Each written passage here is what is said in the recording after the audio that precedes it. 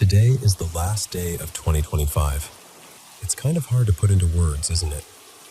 What do you usually do on New Year's Eve? Let me know in the comments. Thank you for everything we've done together this past year, and a huge thank you to all my amazing friends for always supporting the Paranormal M channel. Wishing all of us a wonderful New Year's Eve and an even brighter 2026 ahead. Don't forget to subscribe and turn on notifications. Now, let's see what mysterious experiences we'll run into on this final day of the year. So, I'm an agency nurse down here in southern Louisiana, which basically means I'm the plug-the-hole person. If a facility is short-staffed for the night, I'm the one they call. I rotate through the same handful of places, so even though I'm not staff, I end up seeing the same buildings, the same halls, the same routines, over and over. But there was one place, let's call it Bayou Pines, that always felt different. Not in a busy way, in a something's off way. They took everybody. Psych issues, withdrawals, aggressive dementia, end-stage hospice, you name it. You never knew what your assignment was going to look like until the moment the charge nurse handed you the list. And at Bayou Pines, there was one resident everyone talked about in that tone. Like saying her name too loud might wake something up. People called her Ms. Delphine. Ms. Delphine was in her late 80s. Tiny, maybe 4 foot something. Frail, paper-thin arms. White hair that stayed brushed back. And she was blind. She also had dementia and a reputation for being mean in that sharp, hateful way. The kind of mean that makes your stomach tighten before you even step into the room. Nobody liked going near her door. I'm not exaggerating. Some nurses would pause, take a breath, and then go in like they were crossing a line. And here's the part that stuck with me even before my night with her. People swore she could tell the second someone stepped across her threshold. Blind or not, the moment you crossed into that room, she'd snap her head and start shouting, telling you to get out, cussing, sometimes screaming slurs. I heard more than one nurse say they kept a little vial of blessed oil in their pocket just for her med pass, like it was PPE. Her family barely came. Someone told me they visited only a couple times a year because of how she'd treated them when they were kids. The first time they came, they taped crosses on the wall, like a lot of crosses. The next time, they brought a priest. And listen, the room was small, maybe 10 by 12. So with all that up on the walls, it felt cramped and heavy, like the air couldn't move right. Anyway, one night I get assigned there for an 11 p.m. to 7 a.m. shift. I walk in, get report from the nurse I'm relieving, and right at the end she goes, "Oh, and you've got Ms. Delphine tonight." The way she said it, like she was warning me about a storm. I tried to stay calm. I told myself, maybe she's declined since the last time I was here. Maybe she's settled. Maybe this will be one of those nights where you just do your rounds and keep it moving. Med pass at that place was always a marathon. First one around midnight, then another early morning before shift change. 30-ish residents, long, dark hallway, TVs glowing behind half-open doors, the nurses' station lit up at the far end like a lighthouse. Around 12 a.m., I start down the hall with my cart. The corridor was dim, and the only real light came from the nursing station way behind me and those flickering TVs ahead. And when I reached Ms. Delphine's room, I swear my brain took a second to understand what I was seeing. She wasn't just sitting up. She was hanging out of the bed upside down. Like, her torso was still on the mattress, but her head and arms were down toward the floor. Her feet were up, straight up, like somebody had lifted her legs into the air. Her fingertips were touching the ground like she was doing some kind of twisted handstand, except it didn't look human. It looked wrong. The angles were wrong. I froze. That cold rush hit my chest, like when your body decides you're in danger before your mind catches up. My first instinct was nurse instinct. She's going to fall. She's going to fracture a hip. She's going to break her neck. So I rushed in and grabbed her, trying to guide her back up onto the bed. And I know she was blind. I knew that. Everybody knew that.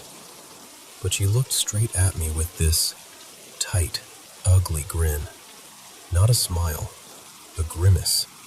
Like her mouth was trying to curl into something that didn't belong on her face. Her eyes weren't focused, but it still felt like being stared through. I remember actually turning my head away because the expression hit me like a slap. It made my skin crawl. I got her back onto the mattress, pulled her up, adjusted her, and I started backing out. Not running, just that fast, controlled, I'm leaving right now, walk nurses do when they're trying not to look panicked. And then, because of course I looked back, I saw her do something that stopped me all over again. The head of the bed was flat. She was lying down, but she lifted both legs straight up like she was making a perfect right angle at the hips. A sheet was draped over her legs, so it formed this pointed tent. Except the tent was too long. It looked stretched, like the sheet was covering legs that belonged to a 6-foot person. But she was a tiny little woman. There's no way. I stood there frozen, probably 10 seconds, just staring, trying to force logic into it. And then she started repeating, in this calm, taunting rhythm, "You see me. I see you. You see me. I see you." Over and over, like a sing-song, like she was enjoying it. I backed out and got out of that room so fast I could feel my pulse in my throat. I kept working because, what else do? You still have meds to pass. You still have charting. You still have people who need you. But I'll tell you right now, my whole mood changed. The hallway felt darker. The air felt thick. And every time I glanced toward her door, my stomach tightened like it was bracing for something. Then 5 a.m. rounds came. She wasn't due any meds from me at that hour. I just had to check that she was breathing, safe, in bed. Basic hospice check. That's it. The hall was still dark. TVs still glowing. Everything quiet in that eerie pre-dawn way. I walked toward her room, already tense, and the moment I got to the doorway, I saw her again. This time, she was on the side of the bed, like half-perched, and she did this motion that looked like a hop. Not a weak, shift-your-weight kind of movement. A hop like a kid getting excited, like someone bouncing on a mattress for fun. And the worst part? She landed back into the bed and turned her face in my direction at the same time, like she knew exactly when I was there, exactly where I was standing. Her TV was on, bright enough to light the side of her face, and the whole thing felt playful in a way that made my blood run cold, like she was performing. I walked up quietly, because I didn't even want my shoes to sound loud. And I remember thinking, how does she know I'm here? How? At that point, I was scared in a way I don't usually get scared. Not, this patient is unpredictable, scared. More like, my body is telling me something is wrong, scared. When the day nurse came in to relieve me, it was Tasha, full-time staff. I tried to tell her what I saw, and she gave me that look like, "Okay, babe, sure." She goes, "That's not possible. She can't do any of that." And then she starts listing it off. Ms. Delphine didn't feed herself anymore. She was contracted, legs stiff, limited mobility. Hospice. Family requested sedation, Ativan and morphine as needed, usually kept comfortable and sleepy. Tasha said the woman hadn't really spoken or been coherent in months. And I'm standing there like, I'm telling you, I didn't give any PRNs tonight, just her scheduled meds at midnight. She wasn't snowed, she was awake. Tasha shook her head. Even if she was awake, there's no way she moved like that. Vegetative, silent. No, you see me, I see you. No grimace, no movement, nothing. And it wasn't like she was pretending to sleep. It looked like the kind of stillness you don't question because it's exactly what you expect on hospice when somebody's that far gone. I stood there for a second, just staring, because it felt like the night had been erased. Like I'd imagined the whole thing, but I hadn't. I know what I saw. I know how her face looked when she turned toward me. I know the way the sheet tent looked wrong, and I know how that hallway felt. Heavy, dark, almost dangerous, like the air was warning you. I didn't call it demonic. I'm not even saying it was supernatural. I'm just saying Whatever it was, I never went back to that facility again. And to this day, I still get goosebumps thinking about that quiet little voice, repeating like a promise. You see me, I see you.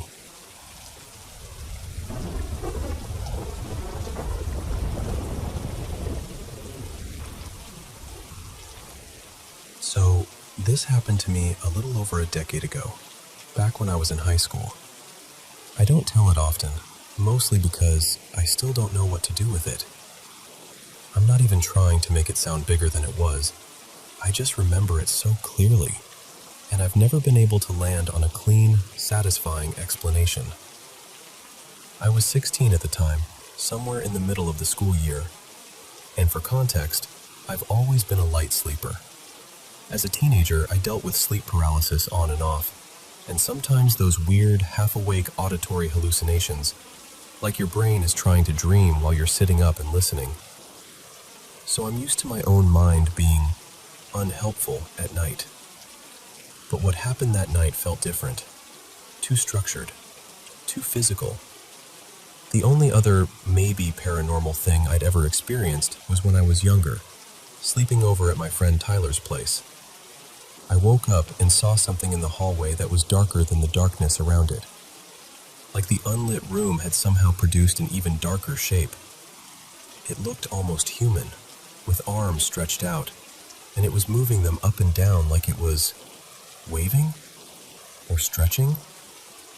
I remember just staring, frozen, until I finally yanked the blanket over my head and decided I never needed to sleep at Tyler's again. The next day we did that classic kid thing where you nervously laugh and go, maybe it was someone in the family messing around, and then everyone agrees not to bring it up ever again. Anyway, fast forward to this night. I woke up suddenly, the way you do when something feels off before you even know why. I glanced at the clock, and it was around 3:40 a.m., give or take. The house was quiet, but not the normal quiet. I could hear this faint rustling somewhere, like fabric brushing against something, or someone shifting their weight in a different room. We lived in a small, older house, built mid-century, thin walls, the kind where you can hear a cabinet close from across the place. And the layout was kind of awkward. You'd come in through a side door into the kitchen. From there was a narrow hallway. My parents' room was closest, then a tiny linen closet, then the bathroom, and across from that, the basement door. My room was at the far end of the hall, and my sister's old room, empty by then, was beside it. Here's the part that snapped me fully awake. The house was too dark. In the kitchen, we always kept this little sink light on. Nothing bright, just a warm glow so you could find a cup of water without smashing your shin into a chair. From my room, I could always see a thin strip of yellowish light under my door. But now, nothing. Just pitch black under the door like someone had poured ink down the hallway. And then I heard it. A footstep. Heavy. Not the soft shuffle of a barefoot parent going to the bathroom. It sounded like a boot. One solid step, then a pause, then another. Pause, then another. Slow and deliberate, like whoever it was wasn't trying to sneak, but also wasn't in a hurry. Each step sounded closer, and I remember my throat getting tight because I couldn't make my brain choose between intruder and my brain is doing the thing again. Then the step stopped right outside my door, and my doorknob moved. Not like a gentle bump, like a real, unmistakable jiggle. Someone testing it, turning it slightly, letting it rattle for a second. And then, nothing. No footsteps walking away, no door creaking, no whispering. Just dead quiet, like the sound had been switched off. I ended up sliding back into bed and pulling the blanket up like that was going to protect me from whatever. I stayed like that for what felt like forever, just listening for the smallest clue that I wasn't alone. But nothing happened. And eventually, the fear shifted into this weird, stubborn logic. Like, okay, if someone's out there and they're waiting, hiding in my room isn't going to change anything. If the worst is happening, it's already happening. So I did the dumb, brave thing you do when you're 16 and terrified. I grabbed the baseball bat from my closet. I unlocked my door, opened it slowly, and yeah, my hallway was absolutely black. Not dim. Black. Like my eyes couldn't find a single reference point. But the house still had power. I looked out through the kitchen window, and the streetlights were on. No storm. No outage. Everything outside looked calm and normal, which honestly made it worse. I crept down the hallway into the kitchen, bat raised like I'd actually know what to do with it. And that's when I saw it. The sink light was on, but the bulb had burned out. So the switch was flipped like always, but the actual bulb was dead. Just a tiny, dark fixture hanging there, useless. I stood there staring at it, feeling my heart slam against my ribs because that explained the darkness, sure, but it didn't explain the footsteps or the doorknob. I went to the closet, found a replacement bulb, and screwed it in with hands that wouldn't stop shaking. The light came back on immediately, warm, normal, comforting. I stood under it for a second like it was a campfire. Like if I just soaked in enough normal light, the whole night would turn into something explainable. Then I went back to my room, locked my door again, and since I was already wide awake, I started getting ready for school early. Just trying to act like a regular human in a regular morning. About an hour later, I went out to grab something to eat, and the kitchen was dark again. Same exact thing. Sink light switch still on. Bulb blown. A brand new bulb. Dead. In under an hour. I remember standing there in the hallway, staring at that strip of darkness under the kitchen doorway, trying to force my brain into science mode. Like if I could just summon every educational TV show I'd ever watched, it would all click into place. Bad wiring. Power surge. Faulty bulb. Old fixture. Something. But it felt targeted. Like it was the same specific light being taken away, twice, on the same night, right after those footsteps stopped at my door. I replaced the bulb again. It lit up normally. And after that, nothing else happened. No more footsteps. No more knob moving. No more burned bulbs. The house just went back to being a regular, boring house. And that's kind of why it still sticks with me. Because it wasn't some dramatic haunting with slamming doors and floating objects. It was small, quiet, almost polite. But it felt intelligent in a way that makes my skin prickle even now. To this day, I still don't know if I lived through something paranormal, or if my tired teenage brain stitched together coincidence and fear into one perfect memory. But I know what I heard, and I know what that doorknob felt like. Like someone was right there, on the other side, deciding whether they could get in.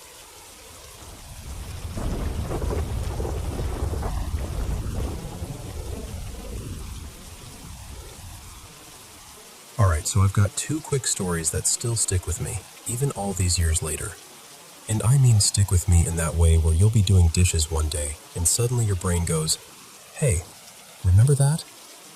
Story 1 is a dream that turned into sleep paralysis. Story 2 is what I can only describe as a shadow person situation. Okay, so the first one happened about a week after my grandma passed. My grandpa had already been gone for years at that point. The house felt different, you know? Like the world had shifted, and nobody told your nervous system how to catch up. One night I go to sleep, and I have this dream that I still remember crystal clear.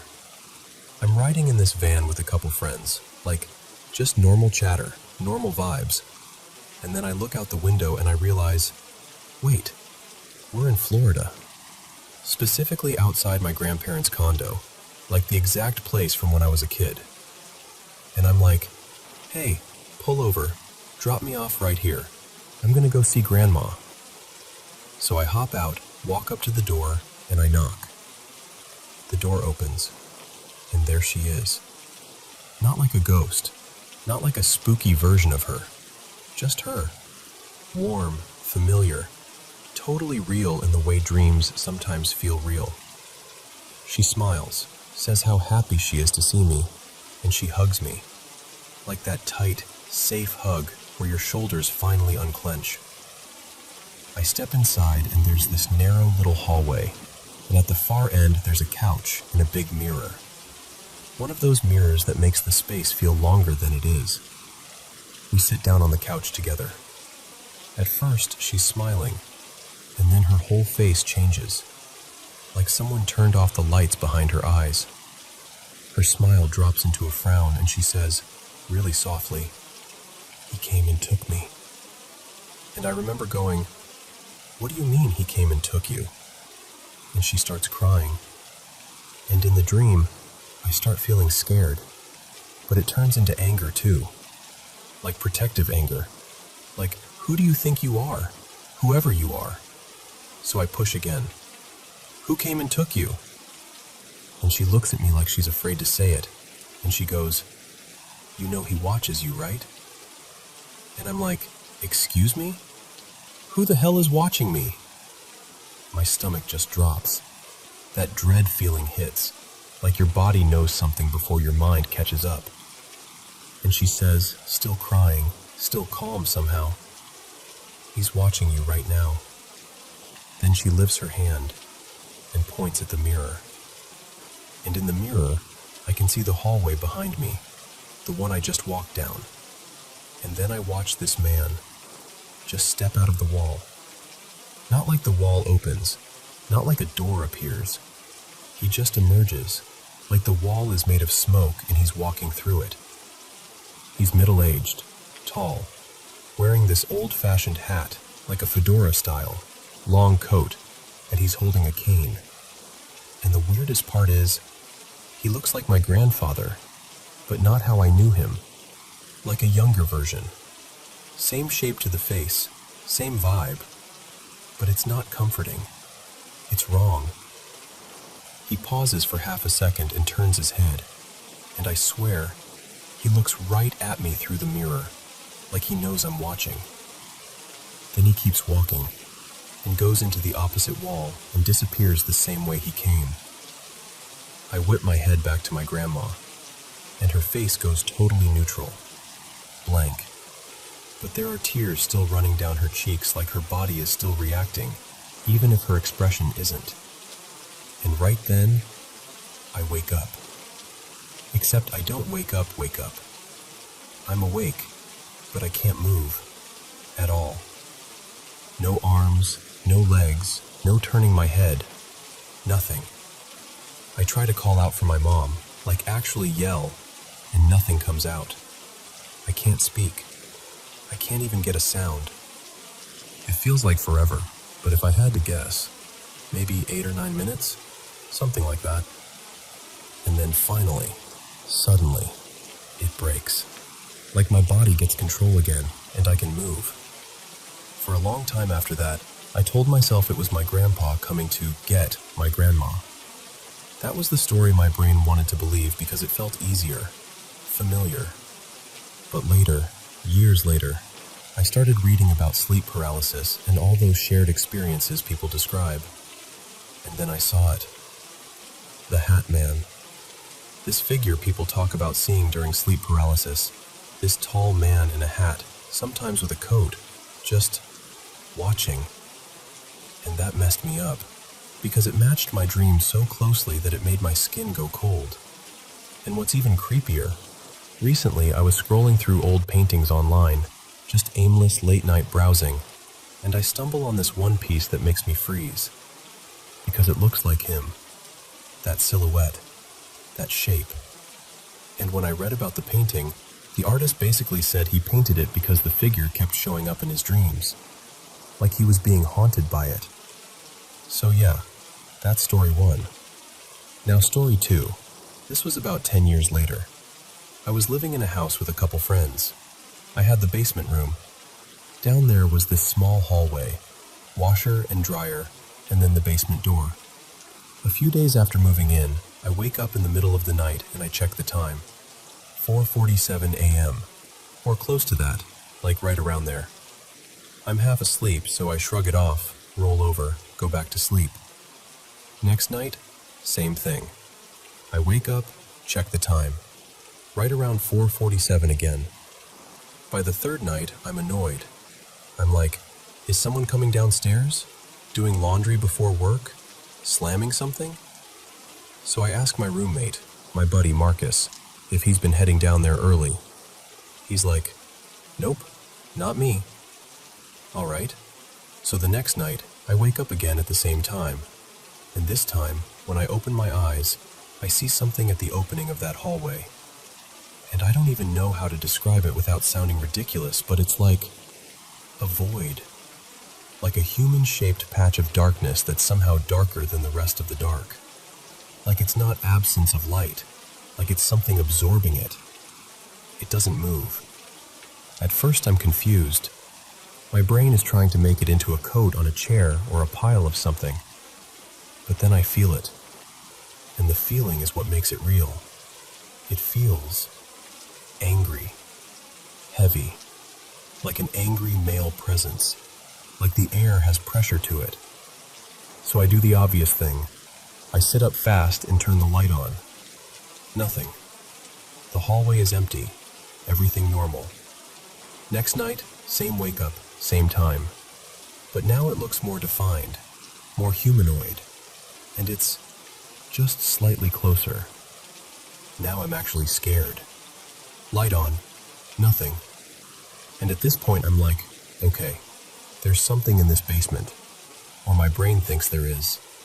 Either way, I'm not enjoying it. So I have what I still call my brilliant idea. I buy a pack of beer and I'm like, all right, I'm staying up. If 4:47 is the appointment time, I'm going to be awake for it. So I drink, waiting for the moment, trying to build up courage. And of course, I get too drunk and pass out before the time even hits.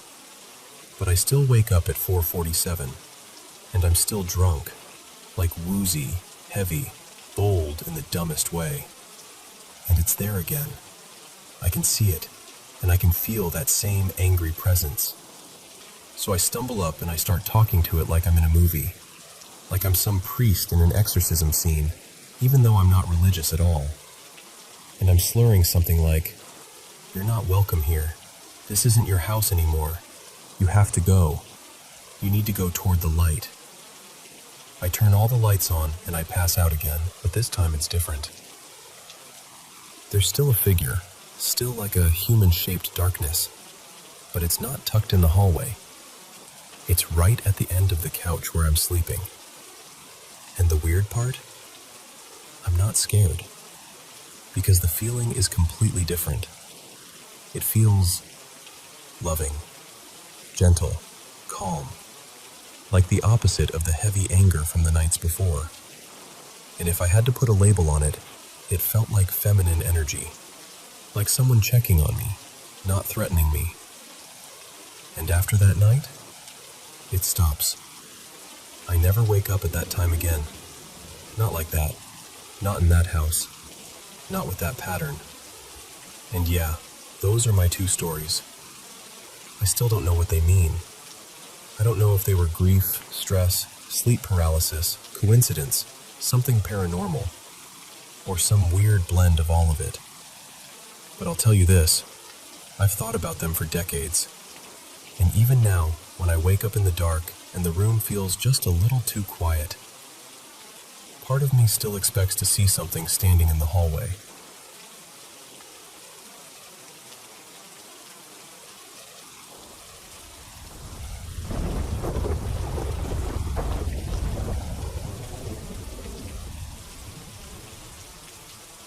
So, this happened on a totally normal weeknight. I think it was a Wednesday. Nothing special about it. Nothing spooky in the air. My friend Mason and I just wanted to end the night doing something calm, you know? Stargazing. Get away from the city lights, find a quiet spot, maybe listen to some music and just breathe for a minute. We drove out past the last stretch of neighborhoods, where the street lights start thinning out and everything gets in quieter. After a while, we saw this little turnoff. Barely even a road, honestly, just gravel and shadows. Mason looked at me and went, "Want to try it?" And I was like, "Sure, why not?" It felt kind of fun, like we were discovering something. At first, it seemed normal. The road split into these smaller roads, almost like little branches, and we kept taking the one that looked like it went deeper. We eventually reached what looked like an old ranch house, or maybe a cabin, sitting back from the road. It was weird looking in that neglected way, like the kind of place you'd see in a movie and immediately think, nope. But we laughed it off.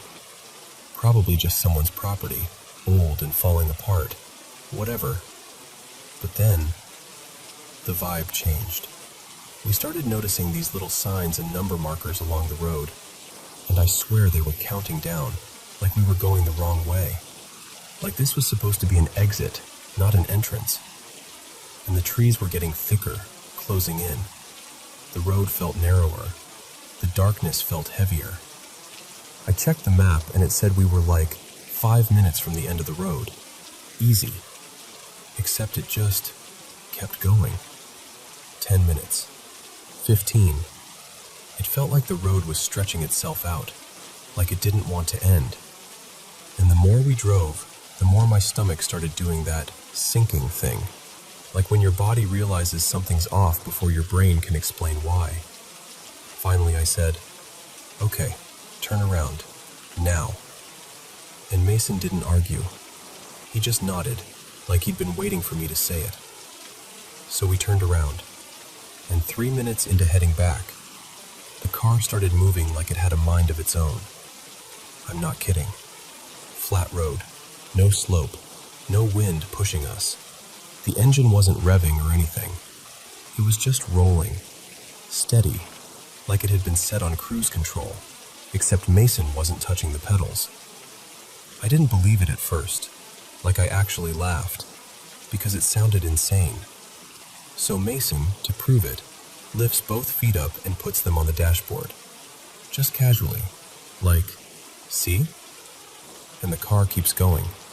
Same speed, straight down that gravel road like it's being guided. That's when the fear really hit me. And then I noticed the trees. They weren't just swaying, they were moving. Like they were leaning in and pulling back, almost rhythmic, almost like dancing. But wrong.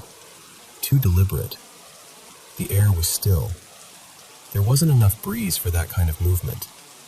And the way they moved didn't match the wind anyway. It looked like the forest was reacting to us.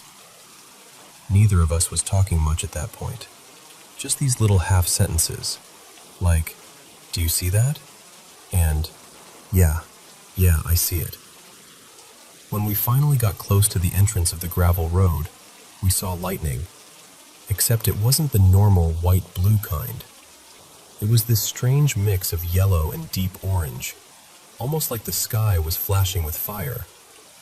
And it was late, past 11 p.m., and there weren't even clouds overhead like you'd expect.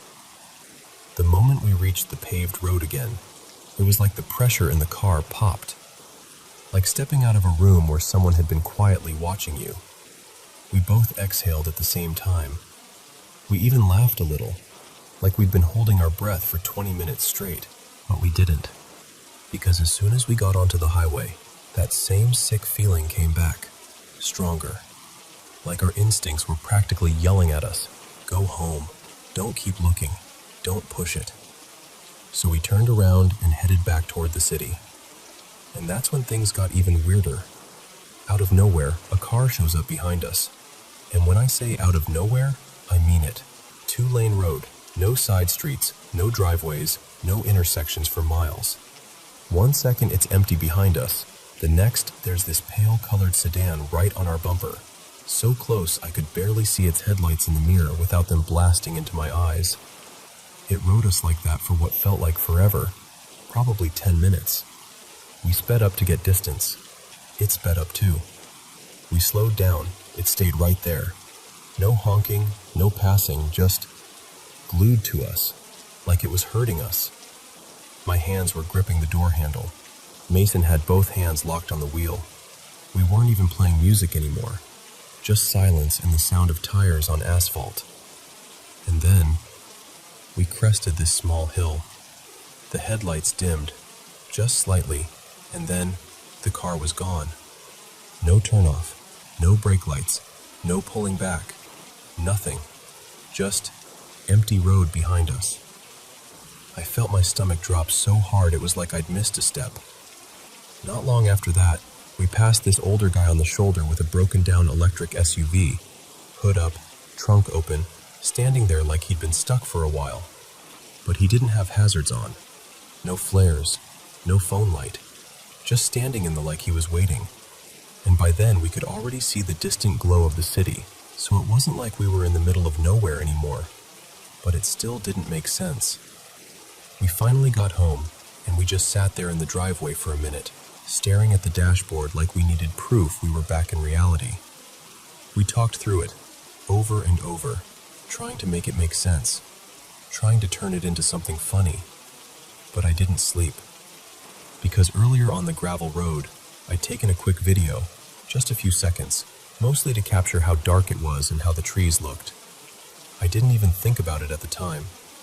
Later, in bed, I watched it again, and the second I saw it, my chest went cold. In the reflection on the windshield, on my side, the passenger side, there was a face, an older woman's face, clear enough that I could make out the shape of her cheeks and her eyes, like she was sitting right there where I'd been. Except, I was the only one in that seat, and the worst part is, when I saw it, it didn't feel like a trick of light. It felt like something that had been there the whole time, quiet, patient, just waiting for us to notice. And ever since then, I can't drive down a road like that without thinking, what if we didn't just stumble into a weird place? What if we almost didn't get to leave it?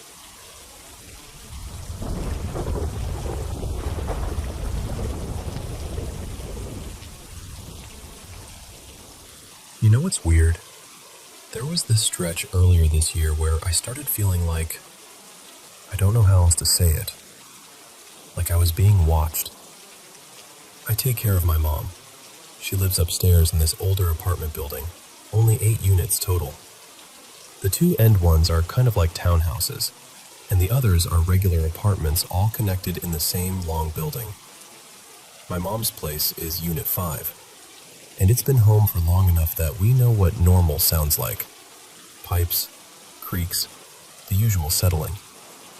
But this wasn't that. It started with the attic.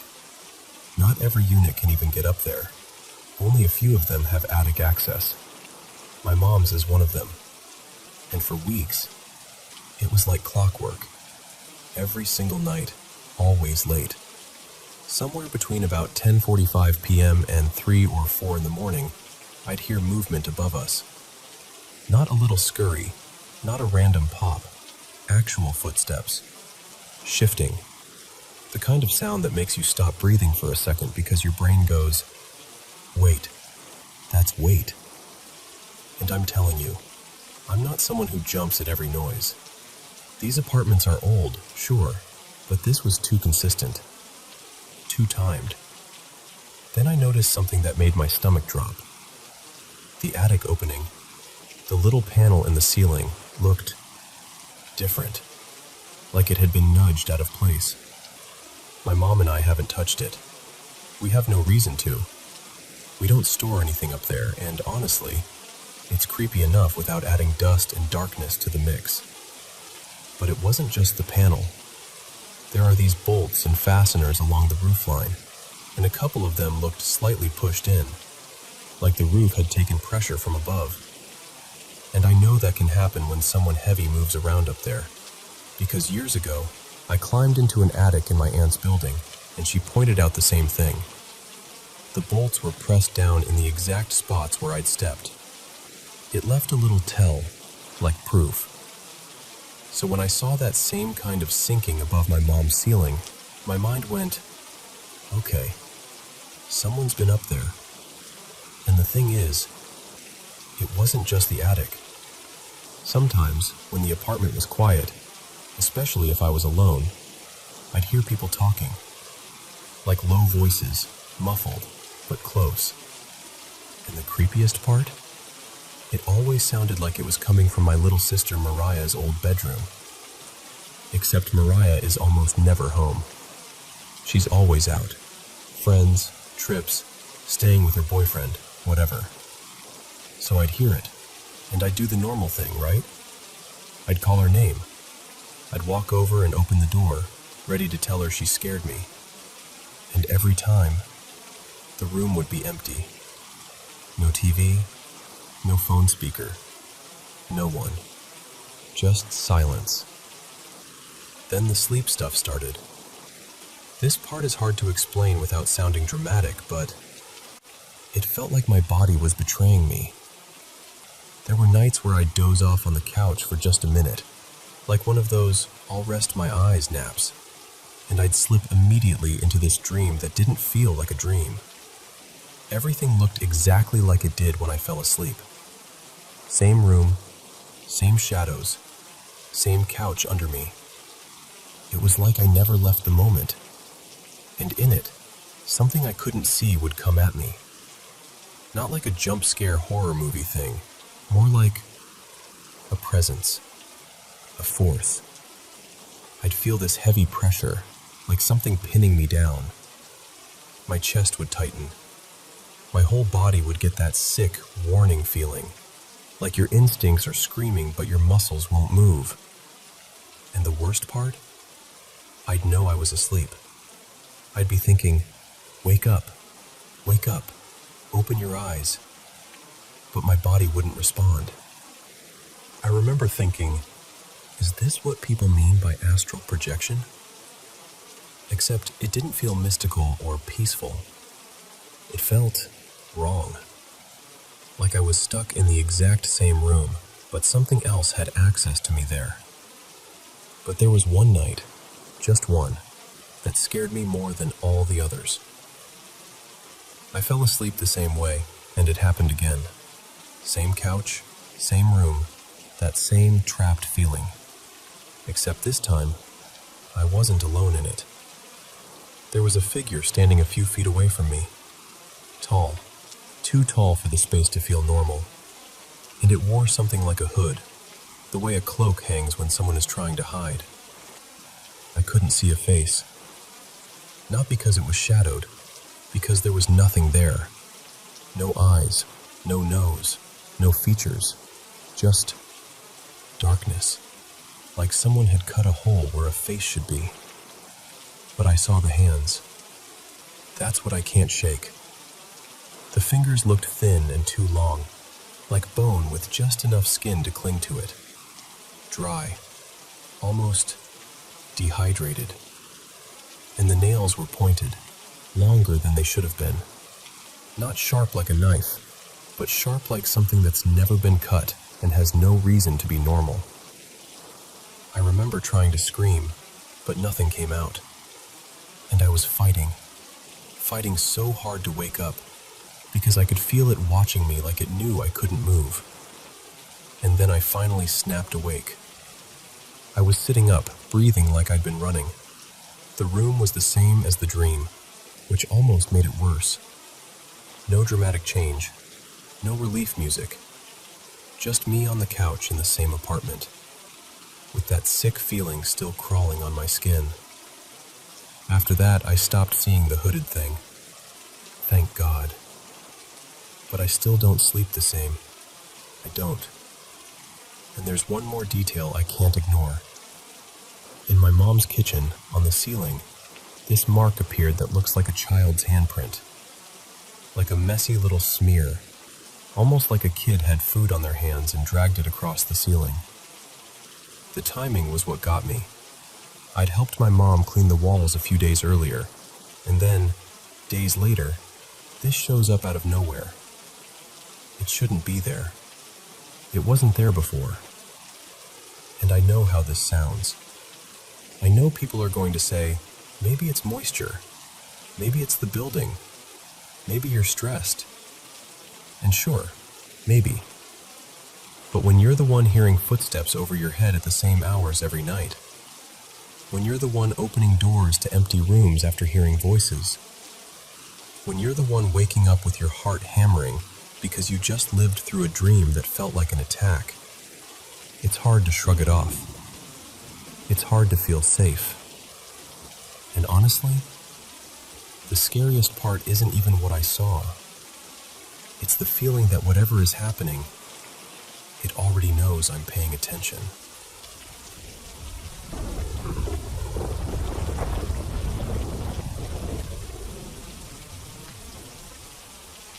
Okay, so this is one of those childhood memories that's still lit up in my head like it happened yesterday, and I genuinely don't know what to do with it.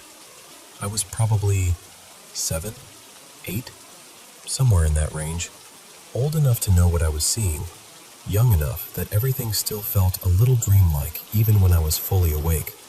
And I want to be really clear. I'm not someone who grew up chasing ghost stories. Even now, I'm skeptical by default. But that house we lived in back then? Yeah, I'll admit it had a vibe. The kind you laugh about later, but still glance over your shoulder in the hallway. This happened on a morning we were leaving super early. Like, ridiculously early. We were flying out because I was going to visit my dad in Pennsylvania. My mom, well, in this version of the story I'll call her Marissa, was the type who believed the airport was basically a battlefield, and you survived by arriving 3 hours before anyone else.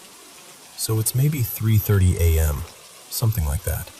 And the important part is, I'm awake, not half asleep, not stumbling. I'd already been upstairs for a while, had my little bag packed, even took a quick shower. I remember the feeling of being clean and alert and kind of wired, the way kids get when something big is happening. Right before we're about to leave, I go downstairs to use the bathroom one last time. The bathroom was right next to the laundry room. Like, you open the bathroom door and the laundry room is basically right there. We had a stacked washer and dryer, and I could hear Marissa moving around in there, rustling clothes. So I finish up, wash my hands, and I crack the bathroom door open just a little, because I'm a kid and I'm nosy, and I peek out, and I see her at the dryer. She's taking clothes out, but the way she's doing it is wrong. Not like, oh, she's tired wrong. More like stiff, like a toy. Like someone had watched a person fold laundry once and was now trying to imitate the choreography. Her arms were weirdly straight. She'd lift them up, grab exactly one piece of clothing, lower her arms straight down, then extend forward and drop it into the basket without even glancing. Then repeat. Same pace, same angles. No pause, no adjustment, no little human fidgeting. Over and over and over. At first, I'm not scared. I'm just puzzled. Like my brain is trying to categorize it. Mom's being weird. Mom's tired. Mom's distracted. So I whisper, Marissa? Nothing. She keeps doing it. I try again, louder. Mom? Still nothing. She doesn't even shift like she heard me. I turn the faucet off, clear my throat, like I'm trying to announce myself properly, and I say it again. Mom! And this time she does this tiny little freeze, like a micro flinch, just enough to tell me it registered somewhere. But then she goes right back into the exact same movements, back still turned. And now my stomach is starting to tighten, because I'm realizing she's not responding like a person. She's responding like something that heard a sound and then described to continue whatever it was programmed to do. So I raise my voice. Mom! Nothing. So I finally shout, full volume, Kid shout, "Mom!" And she stops. Whatever she was holding slips out of her hands, and she turns around, slowly, like it takes effort. And when she faces me, I can still see it. That's the part that never faded. It was terror. Pure terror. But not like she was scared of something in the room. It looked like she was terrified of me, like she didn't recognize me at all. And I'm just standing there, frozen, with my hands still damp, my heart suddenly going wild, like this hard pounding you can feel in your ears.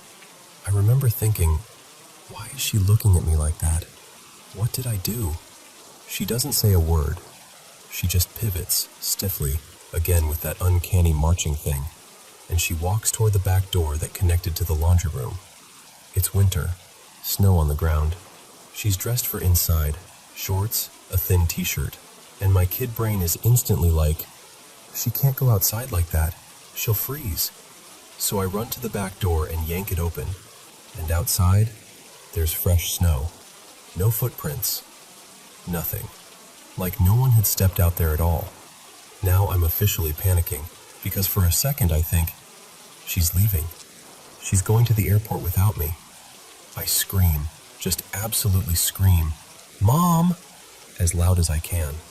And immediately, from the living room on the far other side of the house, I hear her real voice, calm, normal, sleepy, annoyed. "Yeah?"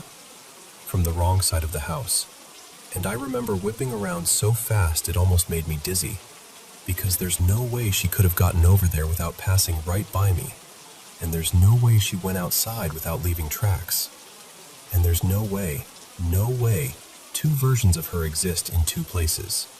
But when I look back at the laundry room, the dryer door is still open. The basket has clothes in it. The task had been happening in the real world. It wasn't like I imagined an empty scene. After that, it's fuzzy. Not because the memory isn't vivid, more like my brain slammed a door. I remember a rush of heat, then cold, then crying so hard I could barely breathe. And I remember running toward the living room like I was escaping something, and I couldn't even explain what I'd seen because it didn't fit into words. Years later, I asked my mom, Marissa, what she remembered about that morning.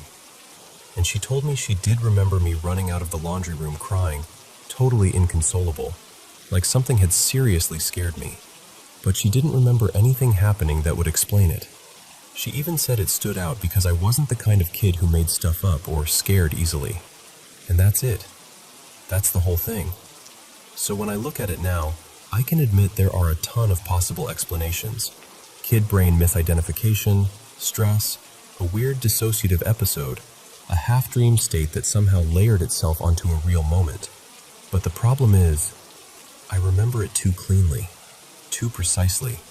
The posture, the timing, the expression, the way the voice came from the living room like nothing happened.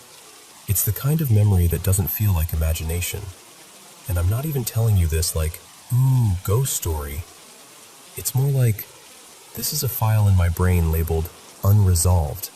And every time I open it, I still feel that exact same cold shock. And the creepiest part? It wasn't just that it looked like my mom. It was that whatever it was seemed to be trying really hard to be her. And for a moment, just a moment, it almost succeeded.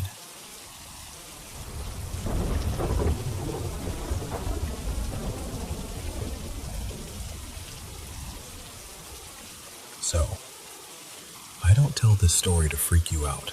I'm telling you because it still sits in me, years later, like a stone you keep turning over in your pocket. Back then, I was about 26, living out in the German countryside. Mostly open fields, farms, little streams cutting through the land. Not the dramatic kind of nature, you know? No towering mountains, just long, flat stretches where you can see forever. And on a clear night, the sky usually puts on a show. There were a couple wind turbines out there too, turning and steady like they always do. That night, I'd been at my friend Marcus's place. It was late, around 11:30, maybe closer to midnight, and I was driving home on this narrow road that cuts between farmland. Cool autumn air, clear weather, the kind of night where you'd normally catch a few headlights in the distance, even if it's rural. But I didn't. For at least 10 minutes, not a single car. Not coming toward me, not behind me. And that's what got under my skin first. Not fear, not panic. Just this mild, crawling uneasiness. There's a highway exit not far from there, so it's weird for the whole area to be that empty. I remember actually thinking, okay, where is everyone? I tried to shake it off, kept driving. And then, maybe 2 minutes later, I saw something out in a field to the right. At first, it didn't even make sense. Just a shape in the darkness. Then my headlights caught enough of it, and my brain finally translated it. A car, upside down, far from the road, like 70 or 80 meters out. My stomach dropped. I pulled over immediately, hazards on, and grabbed my phone. I dialed emergency services with this sudden automatic urgency, like my body was moving before my thoughts caught up. Then I got out and started walking toward it, using my phone flashlight to cut through the dark. It was an older hatchback, dark blue, maybe black, something like an Opel or a Golf. Honestly, I'm not even sure anymore because my focus locked onto details in this strange, sharp way. One wheel was completely missing, just gone, and I remember seeing it lying off to the side like it had been ripped away. As I got closer, I prepared myself for something awful. You know how you brace for it, like you're building a wall inside yourself? I leaned in and shined the light through the broken side window, and there was nobody. No driver slumped over, no passenger, nothing. Just empty seats, and a smear of blood on the steering wheel. That's when I told the operator what I was seeing. She asked the normal questions, where I was, what the car looked like, if I could see anyone nearby. I told her no one, just blood. She sounded calm, professional. She told me to go back to my car, keep my hazard lights on so the responders could find me, and said they'd be there in about 5 minutes. And then the call ended. Now here's where it gets hard to explain, because the car wasn't even the strangest part. The strangest part was what was happening inside me. From the moment I stepped out of my car, it felt like someone had set a heavy weight on my chest. Pressure, like mild pain mixed with this inner tension. Breathing wasn't impossible, but it felt wrong, like my body didn't want to pull air in. I had never felt anything like it before, and I'm not a nervous guy. I'm tall, broad, I've always been physically active. I don't scare easily. I don't walk around thinking danger is waiting for me. But standing there on the roadside, I was scared. Not because I saw a wreck. I mean, yes, that was disturbing, but this was different, more primal. Like every cell in my body was saying one clear sentence: get back in your car. Leave. Now. And only once I was sitting there, hands on the steering wheel, did I start noticing the rest. There were no sounds. No wind in the grass. No distant highway hum. No frogs. There's water nearby, you'd normally hear something. No insects. Nothing. It was like the world had been muted. And then I looked up, and I swear to you, the sky was wrong. It had been a clear night when I left Marcus's place, but here, above this stretch of road, it was just blank. No stars, not even faint ones, just darkness. 5 minutes passed. Nothing. 10 minutes. Still nothing. The pressure in my chest kept building. I kept checking the road in both directions, expecting headlights, expecting anything. I even started thinking maybe I'd gotten the location wrong. Maybe they were coming from the other side and I just hadn't seen them yet. 20 minutes. No sirens. No police. No ambulance. No random car passing by. Not one. And by 30 minutes, I was shaking. Not dramatically, just this tight, contained trembling, like my body was holding itself together by force. The sensation in my chest had become unbearable, like my own instincts were physically punishing me for staying. So I left. I hate that part, but it's the truth. I drove away because I truly felt like if I stayed 1 minute longer, something bad would happen. And I didn't even know what that something was. I just knew it. When I reached the next town, I pulled into a gas station that was still open. I didn't even care about the coffee at first. I just needed light, people, normal sounds. I needed reality to feel solid again.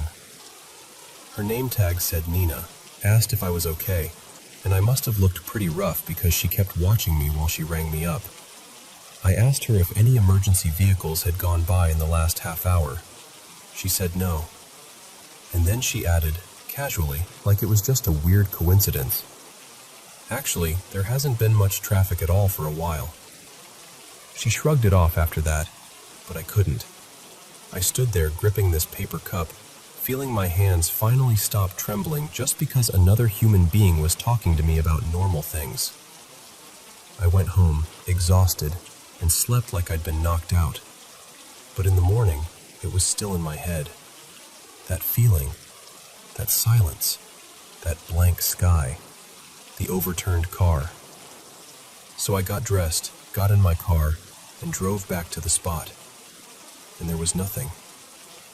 No wreck, no debris, no torn-up field, no tracks, no flattened grass. Nothing to show a car had been upside down out there at all, especially that far into the farmland. It should have left evidence. It had to. My skin went cold. I checked my phone. No emergency call in my history. Not even a failed call. Just nothing. Like the conversation had never happened. I drove home in a daze, trying to convince myself I'd mixed up the night, mixed up the location, something, anything. And then I remembered my shoes. The night before, when I got home, I'd put them in the bathtub to rinse them because they were caked in mud from walking into that field. I went to the bathroom. They were still there. Dirty, streaked with dried mud. I looked up local news, police reports, anything. There was nothing. No crash, no mention of an overturned car, no injured driver, no late-night response. And that's the part that still gets me, even now. Because if it was a dream, fine. If it was stress, fine. If my mind played tricks on me, okay. But then why were my shoes in the bathtub? Sometimes, when I can't sleep, I replay it and my mind circles the same questions like it's trying to land on something that makes sense. What if I had waited longer? Why didn't I call emergency services again? Why were there no stars? Why was it so silent? And the worst one, the one I don't like saying out loud. If the car was real, where did it go? Because I still don't have an answer. I just have the memory of a road that went empty, a night sky that went dark, and a feeling in my chest that I have never felt before or since.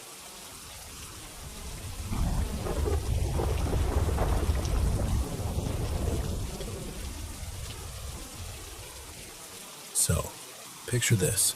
It's a totally ordinary weeknight. We're all at the dinner table.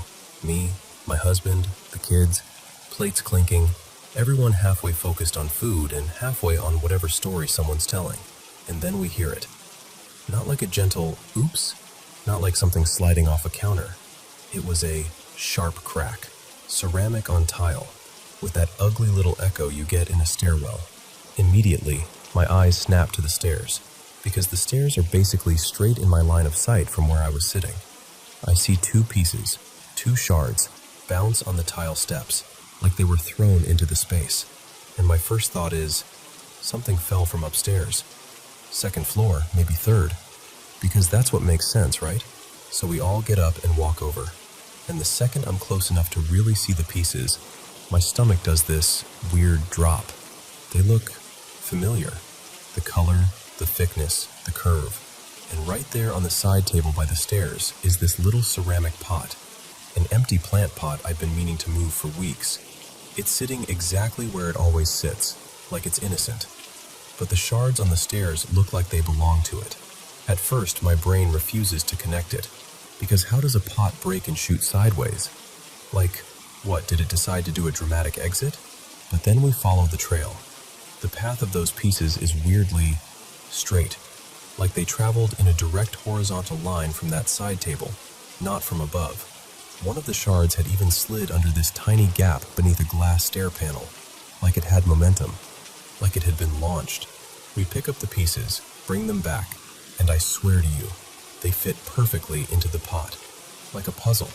The pot had been intact, sitting there quietly, and now it was missing exactly those two chunks. So now we're standing there doing the most human thing ever, trying to recreate reality. We check the upper floors. We look for something small and heavy, like maybe a little decor object or a tool or anything that could have fallen, hit the pot, and sent pieces flying. Nothing. No missing item. No extra object rolling away. No second sound. Just the crack and those two shards. And what really threw me was this. The pot's rim wasn't chipped. There wasn't a dent. No mark that screamed, "Something hit me." It looked like it simply snapped and ejected pieces with force. Now here's where it gets personal, because my husband, Elias, has this belief from his family. In his culture, when something like glass or ceramic breaks inside the home, it can mean the evil eye has been absorbed and dispersed. Like, instead of landing on a person, the negative energy finds an exit through something breaking. And I know how that sounds. I do. I'm not floating around the house with incense looking for portals. I'm maybe there's a logical explanation kind of person, but I'm also not the type to ignore a string of strange things when they pile up, because this wasn't the first time something like this happened to us. A while back, we had guests over, Nadia and her husband. Sweet couple, but they'd been struggling to have a baby for years. At the time, we had a newborn. The visit was normal, dinner was normal, until our baby suddenly started screaming like I have never heard in my life. Not hungry crying, not tired crying. This was that panicked, piercing, continuous scream that makes your whole body go cold. It went on for about 20 minutes straight. We couldn't calm her down. Nothing worked, and I got so scared I actually called an ambulance. When the paramedics arrived, she was completely calm, like peacefully normal.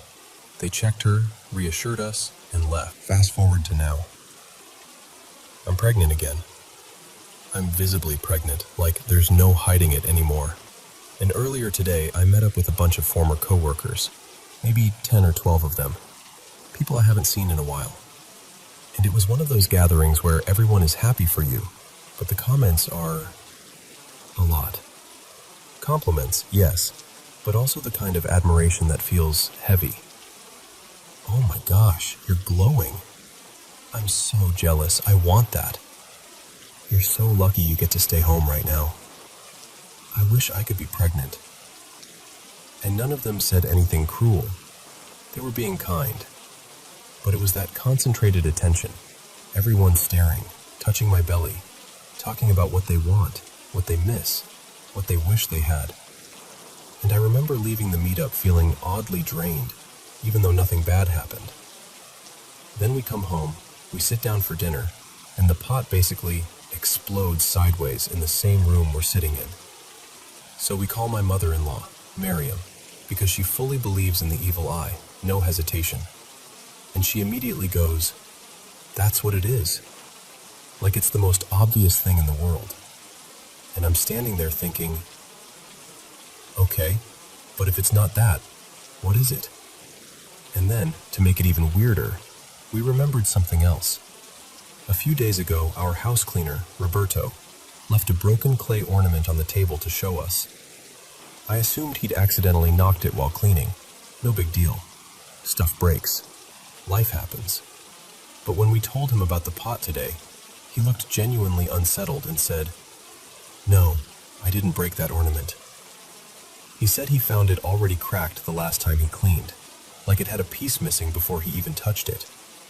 And he's been with us long enough that I trust him to tell me if he dropped something. He's careful, and he's honest.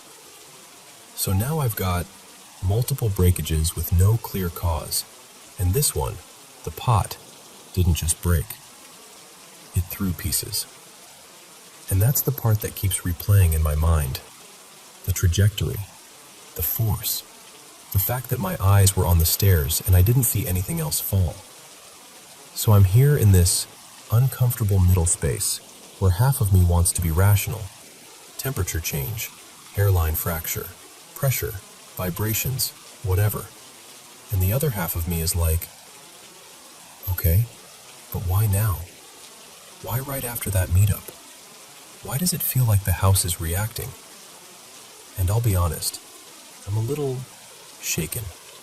Not because I'm convinced there's something evil in my home, but because it happened so close to us, so suddenly, and it felt targeted, like it chose a direction. So that's where I am, wondering if this is just physics being creepy, or if it's something people have been describing for centuries with different names. Evil eye, energy, a presence, a warning, a release. And the scariest part isn't even the pot. It's how normal the night was right before it happened.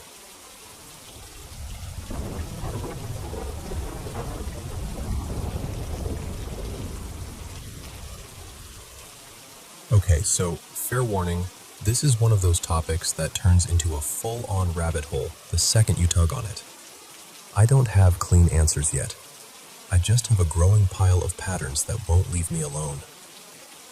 After my last post, a few of you asked what I actually do have. Like, what's the part that feels solid enough to talk about without me sounding like I'm just spiraling in my own head? So I figured I'd lay it out the way I've been thinking about it.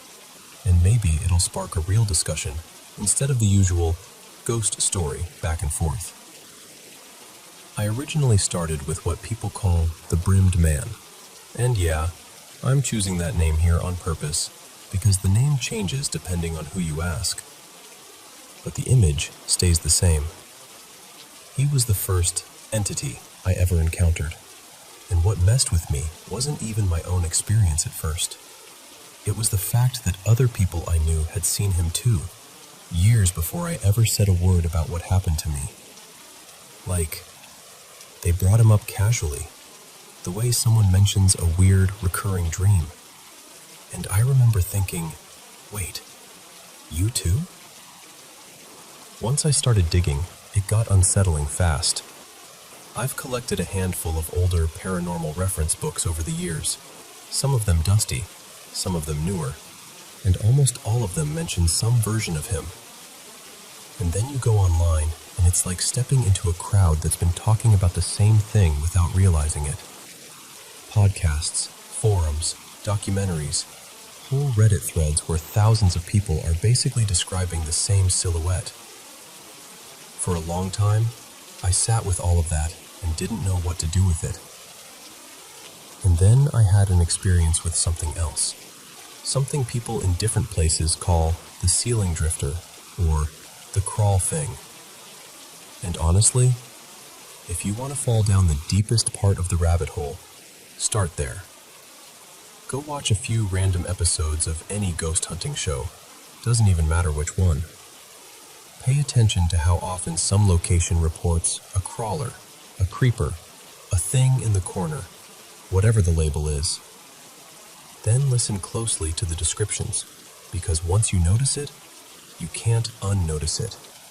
The stories are almost carbon copies. Now, back to the brimmed man for a second. I personally think he's not the same as the general shadow person category. People lump them together, but the vibe is different, and the details are too specific. This figure shows up everywhere. Different continents, different cultures, totally different generations. Some researchers claim reports go back at least to the late 1800s, and whether that's perfectly accurate or not, it's clear the story isn't new. What fascinates me is the consistency. He's almost always described as too tall, like uncomfortably tall. People will say 6.5, 7 feet, sometimes taller. And then there's the hat. The hat style changes. Sometimes it's wide-brimmed. Sometimes it's more like an old-fashioned fedora shape. Sometimes it's somewhere in between, but it never changes enough to pin him to a specific decade. Nobody goes, "Oh, that's clearly a 1920s guy." No, People just know, immediately. It's that same gut-level recognition. That's him. And in most accounts, including mine, he doesn't do anything dramatic. No speech, no big chase scene. He just stands there, silent, still, watching. And then he fades, or he slides back into darkness like the dark is a doorway. Now, I know the most common explanation, especially online, is sleep paralysis. And look, I'm not dismissing sleep paralysis. I get why that explanation is popular. But it doesn't fit every case. It doesn't fit mine. And I've talked to enough people, friends of friends, people who weren't trying to be spooky about it, who swear they were fully awake in normal conditions and still saw the same thing. And that's the part that keeps pulling me deeper. How can so many people who have never met, who live in different countries, who didn't grow up on the same stories, describe nearly identical encounters? That's where the whole recurring entities idea starts to feel bigger than a ghost story. There's another one that fits into this same pattern, the night hag, also known in some circles as the old woman, the old hag, the black-clad visitor. This one is probably the most common of the three, and unlike the brimmed man, she's almost always tied to sleep paralysis. The reports repeat like a script. Someone wakes up frozen, can't move, can't speak, and there's an older woman, often dressed in black, moving toward them. People describe feeling her weight, her heaviness, like the air thickens. And when they finally snap out of it, she's gone. But the feeling doesn't vanish right away. It lingers, like your body remembers it even when your brain tries to file it away as just a nightmare. And then there's the ceiling drifter, the one that still creeps me out the most to talk about, because it's often not humanoid at all. People describe it as a moving mass, like a knot of darkness darker than the shadows around it. Shifting, smearing, sometimes swelling larger, like it's breathing without lungs. It shows up a lot in older places, abandoned buildings, empty hospitals, shut down schools, half-renovated houses. And here's what's weird. Those locations usually have their own regular haunting stories tied to the place. A person, a tragedy, a name. But this thing, it feels random, like it doesn't belong to the building at all. Like it's not from there, it's just in there. Hanging out in a corner, up near the ceiling, like it's waiting for something. And nobody ever has a clear explanation for why it's there. So yeah, I'll be honest with you. I find it easier to believe there's something paranormal going on than to accept that this is all just a shared subconscious glitch. I can acknowledge that some experiences are sleep-related, absolutely. But the consistency across time and geography is hard to shrug off. And I keep thinking about the questions we usually ask. Why is this building haunted? Why hasn't this spirit moved on? What's keeping them here? But what if those aren't the right questions? What if the paranormal isn't only about ghosts stuck to specific tragedies or soaked into specific locations? What if it's something more intricate? Something woven into human consciousness, or something that intersects our reality only under certain conditions? And here's the thought that won't leave me alone. What if these recurring entities aren't random at all? What if they're part of a larger system, something that brushes up against our world in predictable ways, even if we don't understand the rules yet? I don't know. I'm not claiming I've solved anything. I'm just saying, the patterns are there. And once you start seeing them, it gets really hard to look away.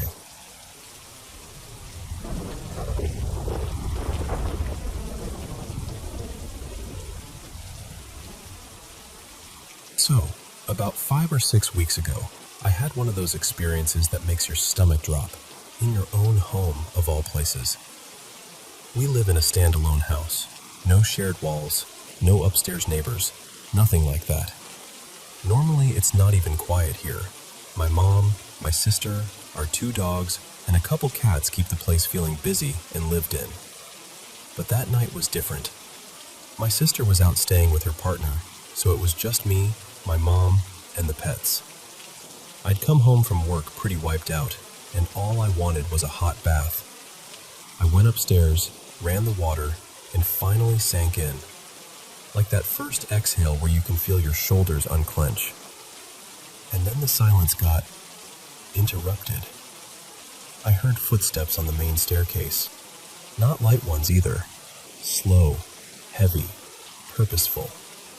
The kind of steps where each one lands like the person means to be heard. In my head, I immediately went, "Oh, it's Mom." The steps reached the top of the stairs and didn't hesitate. They moved straight toward her bedroom. And right after that, this awful noise started.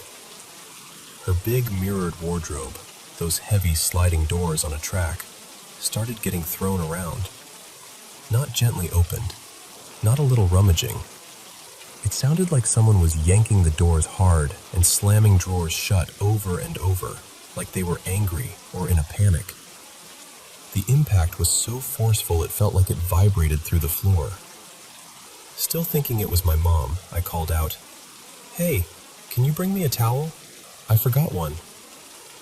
Nothing. So I called again, louder this time. "Mom?"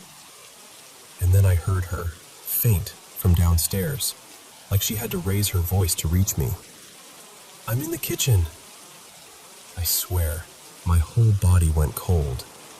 Because if she was downstairs, then someone was upstairs. And not just upstairs. They were in her room, slamming things like they owned the place. I got out of the bath so fast I didn't even think. Water everywhere, feet slipping on the tile, heart pounding in my throat. I wrapped myself in whatever I could grab and rushed to her bedroom.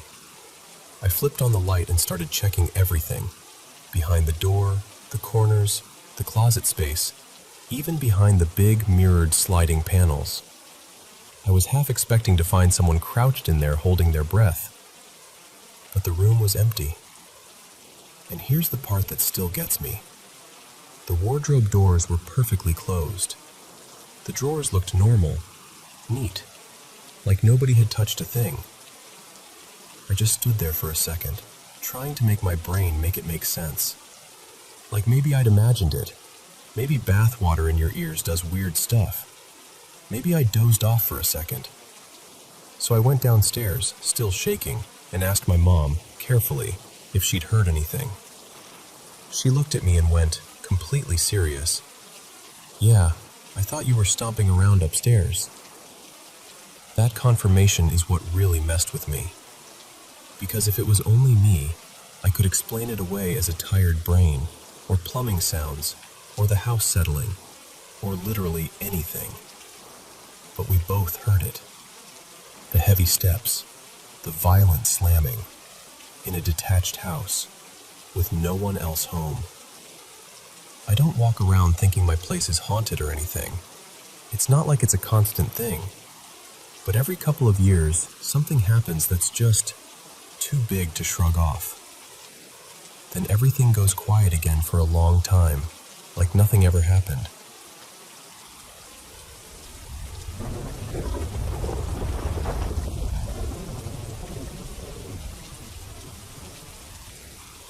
Okay, so before I start, I need to say this.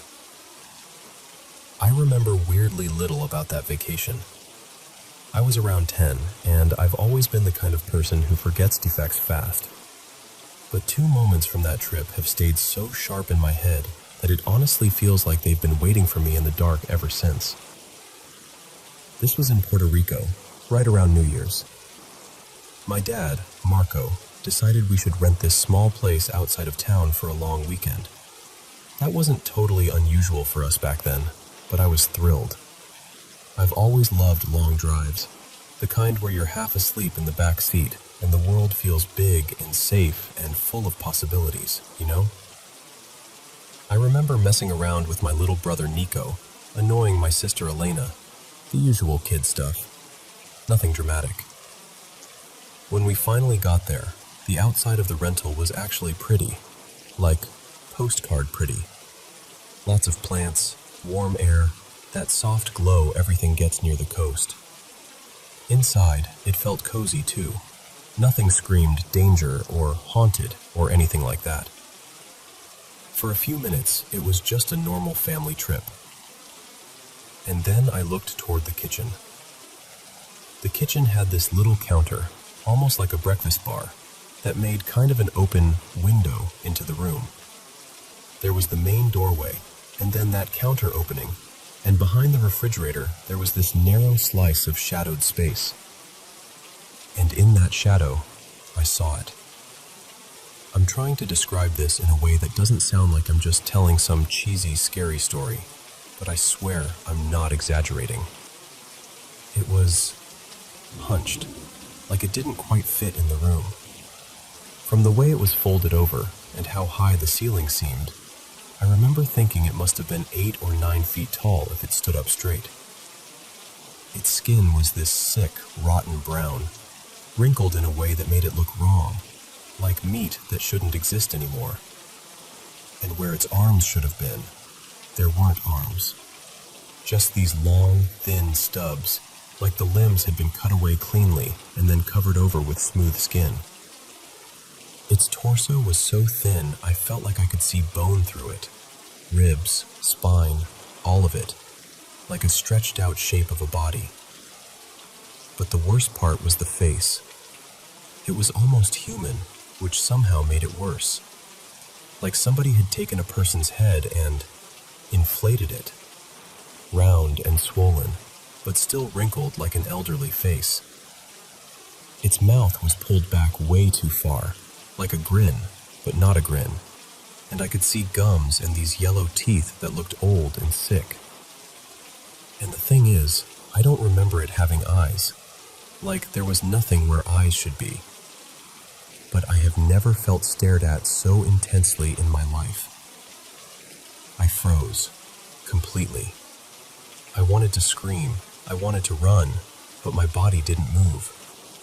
It felt like my lungs forgot what to do. And for a few seconds, it was just me and that thing, staring at each other across the kitchen, like the whole world had narrowed into that one strip of air. Then something happened that I still don't know how to explain. It felt like I got pulled forward. Not like someone grabbed my shirt, more like my brain got yanked closer.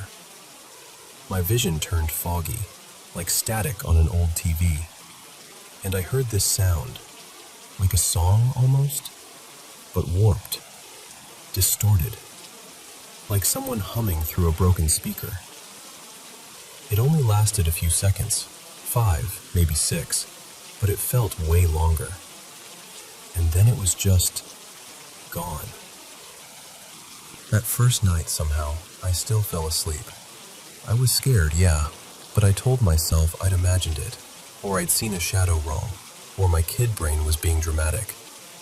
But the next night, I stopped being able to lie to myself. It was late, around 1 or 2 a.m., and I woke up thirsty. I wanted water, and I also wanted one of the little snacks we'd brought because I was a kid, and that's what kids do. So I got up and went to the bedroom door. We always closed it when we slept, so I reached for the handle. And I froze again.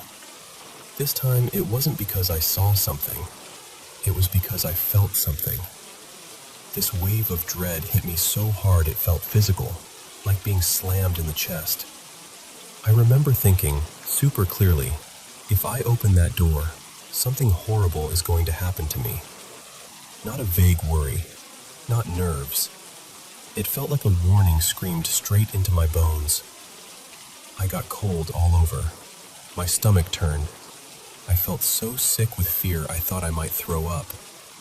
So I crawled back into bed and pulled the blanket over my head like it could protect me. And that's when the footsteps started. Not normal footsteps. Not, oh, Dad's walking around footsteps. These sounded like they were everywhere. Like the house had layers and something was moving through all of them.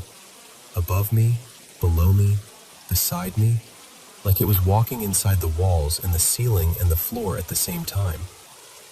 Every now and then it would sound closer, and I'd hold my breath so hard my chest hurt.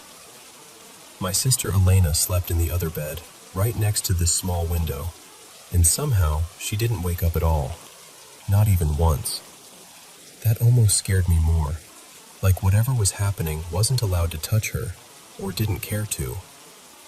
I stayed like that forever, just listening, shaking, trying not to cry loudly enough for anyone to hear. The only reason I know how long it lasted is because at some point the room started getting lighter. The fear didn't disappear, but it thinned out like fog as the sunrise came in. When the sun was finally up, I forced myself out of bed and opened the door. Nothing. The house was quiet, peaceful even, like it had been asleep the whole time and I was the only one who'd been awake. I ended up sleeping the rest of the morning out of pure exhaustion, like my body just shut down to recover. After that, the feeling of being watched got worse. Like, not a constant panic, more like this tightness you carry, this sense that the air behind you isn't empty. I kept thinking I saw movement out of the corner of my eye, especially in doorways and near the balcony, but every time I looked directly, nothing. And the last night before we left, I'm almost sure I saw it again. I got up to use the bathroom, and when I glanced toward the balcony, I swear it was there. Just a shape, hunched the same way, watching. When I did a double take, it was gone. Later, my sister told me, out of nowhere, that she'd seen something outside on the balcony too. She didn't describe it the same way I did, and she couldn't say when exactly she saw it. But the fact that she said anything at all made my skin go cold. We never went back. It didn't follow us, at least not in any real way. But every once in a while, especially around New Year's, I still dream about that place. And in the dream, I'm 10 again, staring into the kitchen, and my body won't move, and I can feel it looking at me even without eyes. I know how it sounds. I know. If someone told me this story, I'd probably assume they were making it up, or dressing it up into something scarier than it really was. And I will never, ever stay in a place like that again.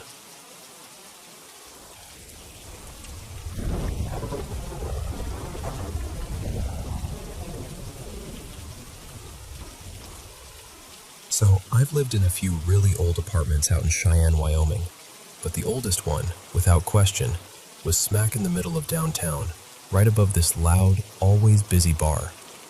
Honestly, it was a bright little place during the day.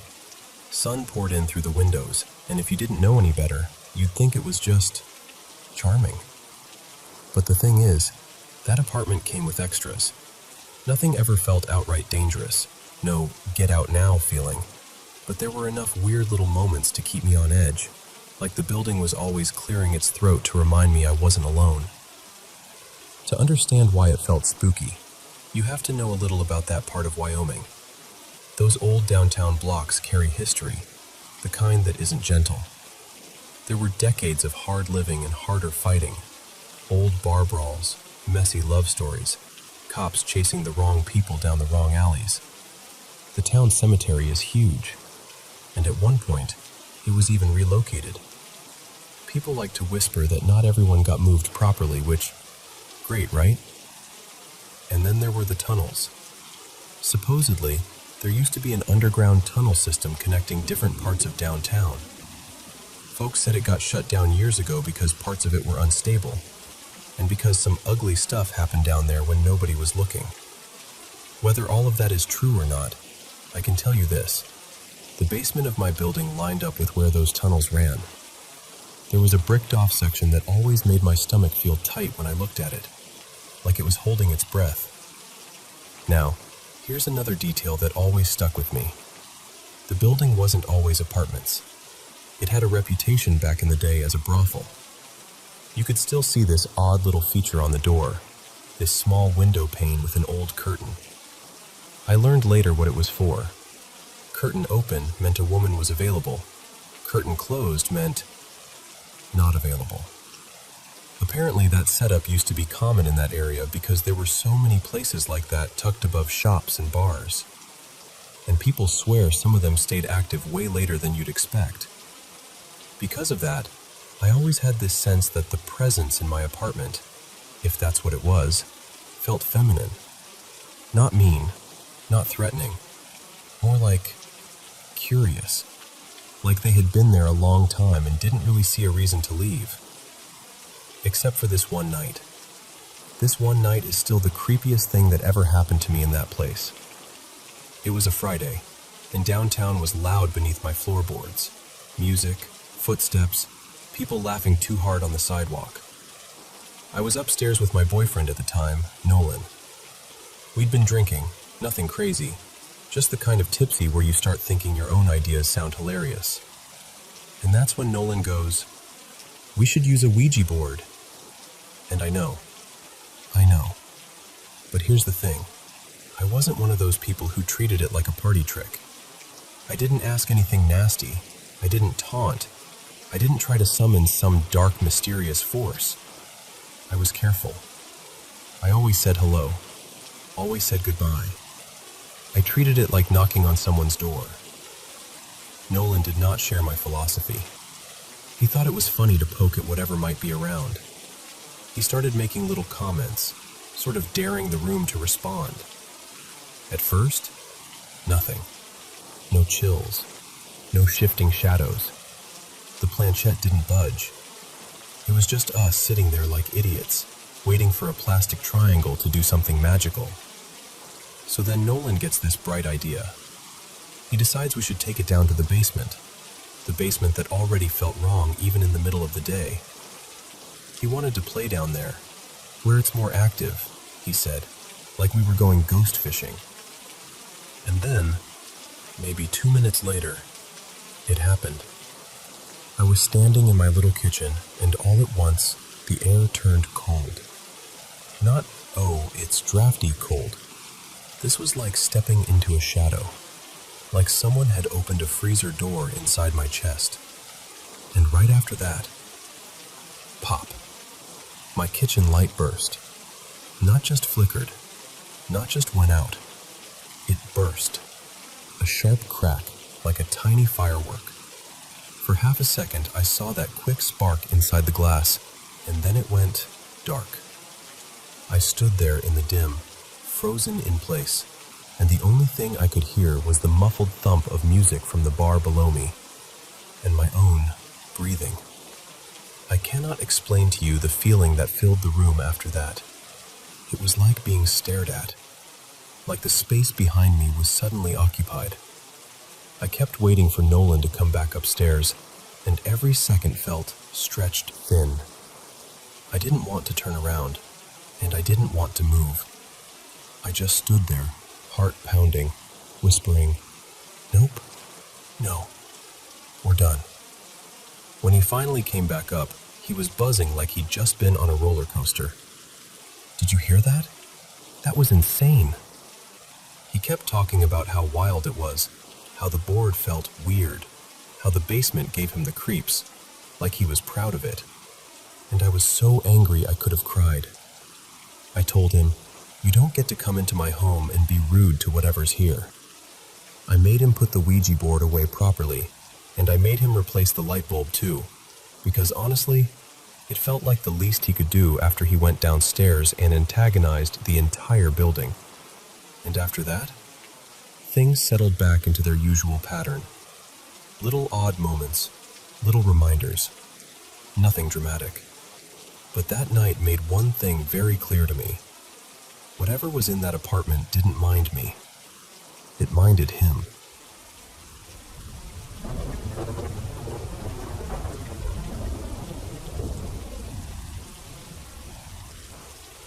Hey, so I've been living in Fort Collins, Colorado for about 5 years now, and I've had my fair share of weird little moments out here, but there's one night that still sits in the back of my mind like a pebble in a shoe.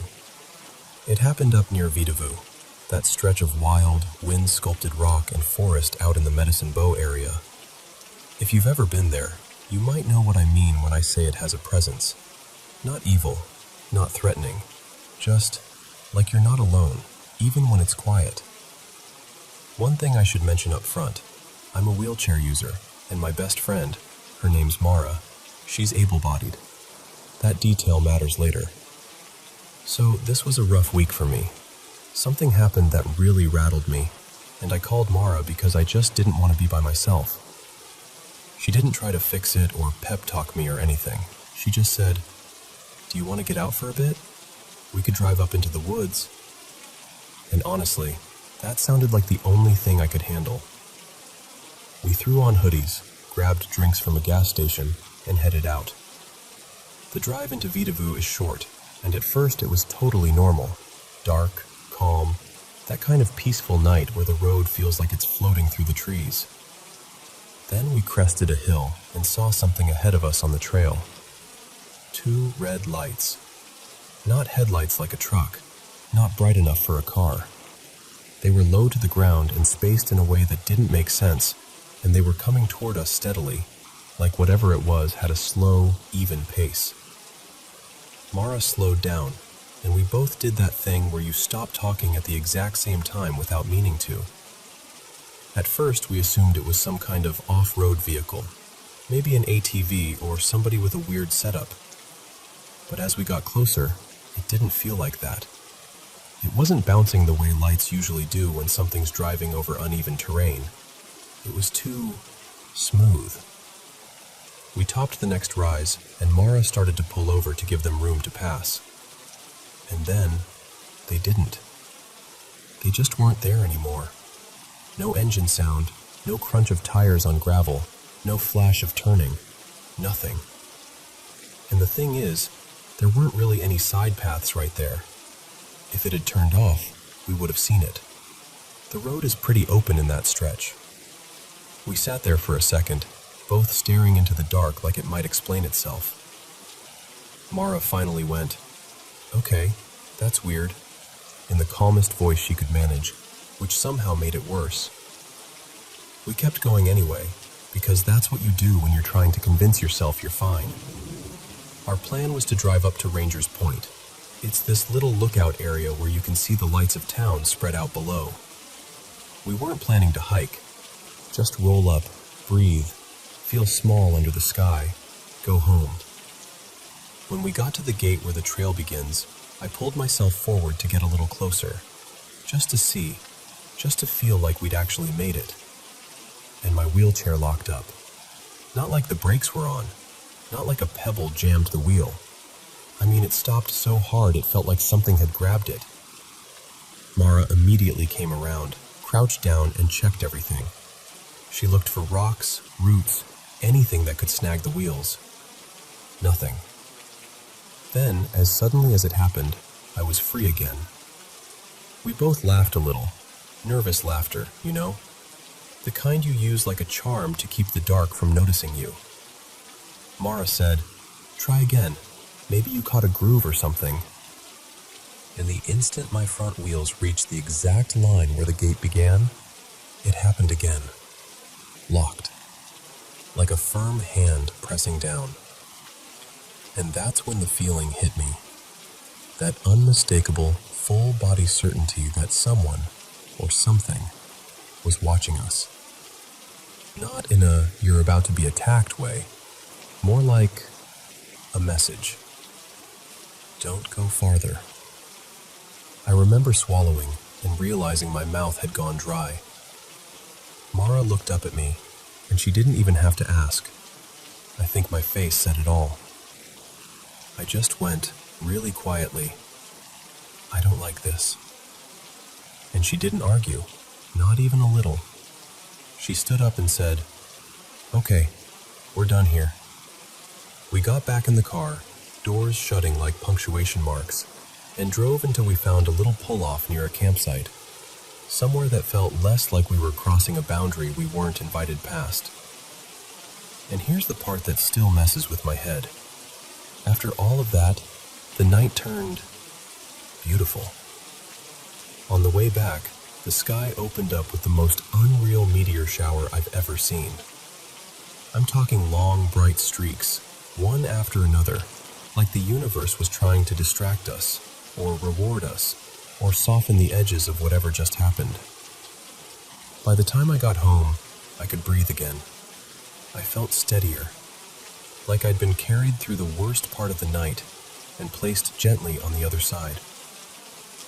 But if I'm honest, the only moment I was truly scared wasn't the lights. It was that feeling at the gate, because I still don't know what stopped my chair. Maybe it was a weird mechanical thing. Maybe the ground was angled in just the wrong way. Maybe it was coincidence stacked on top of coincidence. Or maybe there really was something up that trail. A bear, a person, an accident waiting to happen. Or maybe it was nothing at all. But I know what it felt like.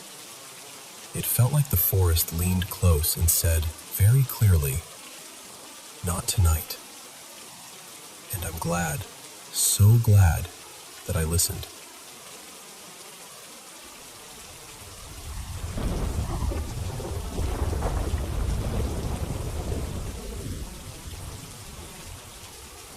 Okay, so I'm going to tell you two things that happened when I was a kid.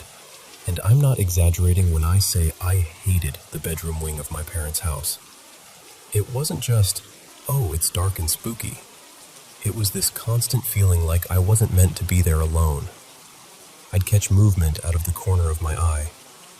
Once, just once, I watched a little sound-activated toy kick on in total silence, like it had heard something I couldn't.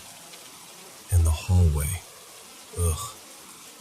My parents had these carved wooden masks hanging up, kind of tribal style, and I swear, they felt like they were watching. Even in the daytime, they made my skin prickle. So, that's the vibe. Now here are the two moments I still can't fully explain. The first one happened when I was about 6 or 7. I had this dream that my cousin, let's call him Milo, was quizzing me with trivia questions. In the dream, I finally knew an answer and I got so excited that I snapped awake and just shouted it. Like I was still in the dream, yelling it out to win. And then I realized, I'm awake. I'm in my room. It's the middle of the night. And I'm yelling into an empty house.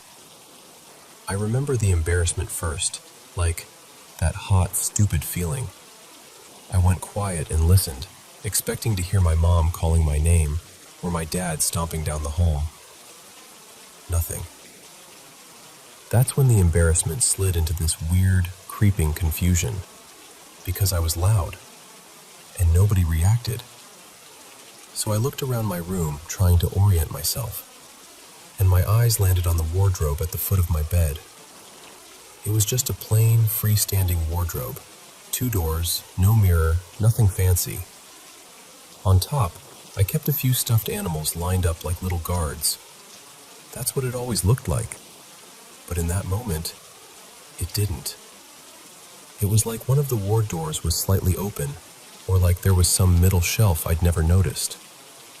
And one of my teddy bears, this tan one I'd had forever, was sitting inside, kind of slumped forward. And I swear to you, it was rubbing its eyes, like a sleepy kid, like it had just woken up. I remember just staring, trying to make my brain fit what I was seeing into something normal. Like, okay, I'm still half dreaming. It's fine. My eyes are playing tricks. And then it turned around, and its eyes were bright. Not reflective, not caught the moonlight. They were this warm, metallic glow, like amber or gold, and they were too bright to belong in a dark room. I tried to scream. I really did. But my voice wouldn't come out right, like my throat seized. The only thing I managed was this pathetic little high squeak that got stuck halfway. And I did the most kid thing imaginable. I dove under my blanket and pulled it up to my nose like that would save me from whatever that was. I stayed frozen for a few seconds, listening so hard it felt like my ears were straining. Then I peeked out. The wardrobe was normal. Both doors shut. The teddy bears were all on top where they'd always been. Everything looked perfectly ordinary, like my room had never been anything else. And here's the part that messes with me. I didn't run. I didn't wake my parents. I didn't even cry. I just decided it was over. Like my brain snapped a folder shut and shoved it deep away. I remember clicking, okay, fine, we're not doing that. The second experience happened later, months or maybe a year after. The timeline is blurry, but the feeling isn't. By then, I had this habit of sneaking into my parents' room at night. Not every night, but enough that it was normal for me. I'd wake up in my own bed, feel that awful, wrong feeling about the hallway and those masks, and I'd shuffle into their room and wedge myself between them. One night, I'd already done that. I was safe, warm, squished between my mom and dad. Then I woke up again. The bedroom door was closed, but it had those textured glass panels, warped enough that you can't see details, just shapes and movement. And I saw someone out there, a silhouette, moving slowly along the hall. At first I thought it was my brother, let's call him Jonah, because who else would be walking around at night? But the shape didn't move like a sleepy kid going to the bathroom. It was hunched, low, almost dragging its steps, like it was tired in a way I couldn't name. I lay there, wide awake, watching it cross that glass. And then it stopped. And it turned its head toward the door, toward me. And through that warped, blurry glass, I saw the same thing. That soft gold glow, those eyes. Not bright like headlights, more like embers, like something alive in the dark. I didn't even think. I instantly went limp and shut my eyes and did this perfect performance of sleeping. You know when you're a kid and you suddenly become an Oscar-winning actor because you're terrified? That. A few seconds passed. I cracked my eyes open just a sliver. The silhouette was moving again, slowly, away down the hall, toward my brother's room. And again, I did something that still confuses me. I let myself believe it was my brother. I told myself I'd imagined the eyes. I rolled over and went back to sleep like that explanation was good enough. But later, days later, I replayed it and realized how little sense it made. Jonah didn't walk like that. He wasn't up wandering at night. And even if he had been, what kid has glowing gold eyes? Those are the only 2 times I ever saw them. The gold eyes. Twice, and both times I felt awake. Really awake. The first time I remember the embarrassment so clearly that, oh my God, I just yelled for no reason feeling. The second time I remember the exact thought. Why is Jonah up? Why is he walking like that? And the wild part is, I didn't connect those 2 memories until much later. Like, years later. For the longest time, I only told people the teddy bear one, and it never clicked that both stories had the same detail. Same glow. Same color. Same looked right at me feeling. Eventually, when I hit puberty, the fear of that bedroom hallway faded. It just loosened its grip. I could walk through there without my stomach dropping. But something else started happening instead. I started getting these weird hunches. Not dramatic, not I predicted a car crash kind of stuff. More subtle. Like I'd suddenly feel moved to say something, even if it didn't match what I was thinking. And then later it would turn out to be exactly the thing someone needed, or exactly what was about to happen. It's honestly kind of boring when I try to explain it out loud, but it's eerie when it happens. Like, the feeling is calm and certain, and then reality catches up. And I don't know what you believe, but I still can't decide if those were dreams bleeding into waking life, or if I was seeing something real and my kid brain just didn't have the tools to deal with it. But I'll tell you this, I can still picture that wardrobe. I can still picture that hallway glass. And I can still feel what it was like to be looked at.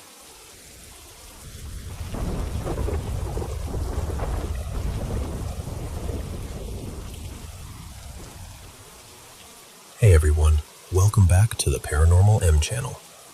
Man, what a day.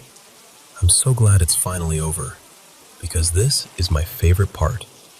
Sitting down with the mic and sharing paranormal stories from all around the world with you. Thank you so much for sending in your experiences, and please keep them coming. Drop a comment below and tell us where you're watching from. Now, it's time to dive into today's paranormal encounters. Grab your headphones, get comfy, and let's begin. Oh, and don't forget to hit that subscribe button and turn on notifications so you never miss the latest videos on the channel. Thank you so much for being here. So, growing up, I was always that weird kid who was into things nobody really wanted to talk about. Ghosts, abandoned buildings, creepy documentaries. While other kids were into sports and pop stars, I was on the internet at 2 a.m. watching grainy paranormal videos and reading forum threads about haunted places. So, for my 13th birthday, my best friend at the time, Maya, and her mom, Claire, decided they were going to give me the perfect present. There was this old psychiatric hospital, kind of half museum, half tourist attraction, in a tiny coastal town a few hours from where we lived. Locals basically called it the asylum on the hill. People swore it was haunted, obviously. So of course, I was thrilled.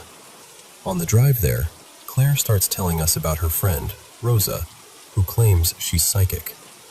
Rosa had gone on the same tour and told her the building was full of really dark stuff. Angry spirits, heavy energy, all that.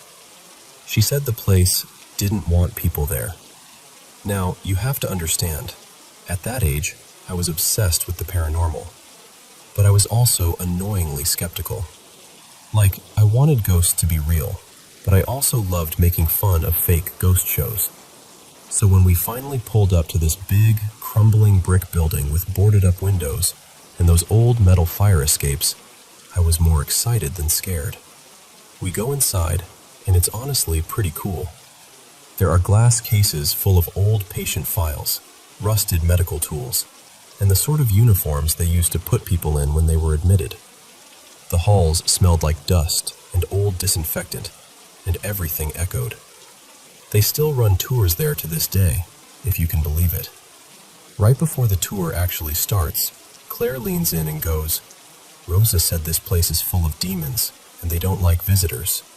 And I just roll my eyes. So, being the cocky little teenager I was, I basically challenged the place. In my head, and I think even under my breath, I was like, if there's anything here, prove it. Hurt me. Possess me. Do something. You know when you look back and you're just like, wow, I was stupid? Yeah, that. We start the tour, and at first it's the usual haunted building stuff. I hear what sounds like a little boy crying down one of the hallways, but there were no boys in our group, just women and older couples. Then I hear footsteps behind us that don't match anybody's pace. That kind of thing doesn't freak me out too much. I'd had weird experiences before, and honestly, I just assumed it was the building creaking or my brain filling in gaps. But then, out of nowhere, I start feeling awful. Not like, oh, I'm a bit dizzy, but this deep wave of nausea that hits me out of the blue. My stomach turns, my head feels fuzzy, and then my back starts burning. And I don't mean like a little itch. It felt like someone had pressed a hot metal ruler against my skin and was dragging it down. Sharp, stinging lines, over and over. I tried to brush it off. I literally told myself, "You're just freaking yourself out. Calm down." I pulled my jacket tighter and kept walking. At one point, we stop in one of the main rooms, kind of like an old recreation hall. The tour guide tells us, "If you want, take some photos around here. People sometimes catch strange things in this room." So everyone pulls out their phones. So I go in, stand in front of the mirror, and take a quick selfie. Just one. I don't even look at it. The guide's already calling us to move on, so I tuck my phone away and rush back out. The rest of the tour is, honestly, kind of boring. Interesting history, sure, talking about old treatments, the patients, what the place used to be like. But in terms of paranormal stuff, nothing huge. Meanwhile, though, my body is going through it. My nausea keeps getting worse, the burning on my back intensifies, and I'm starting to feel like I might actually pass out. We were getting close to the end of the tour anyway, so Claire decides we'll just leave a bit early. The second we walk out, step off the property, and get back into the car, it's like flipping a switch. The nausea disappears. The pressure in my head eases. The burning in my back goes from a sharp pain to this dull throb.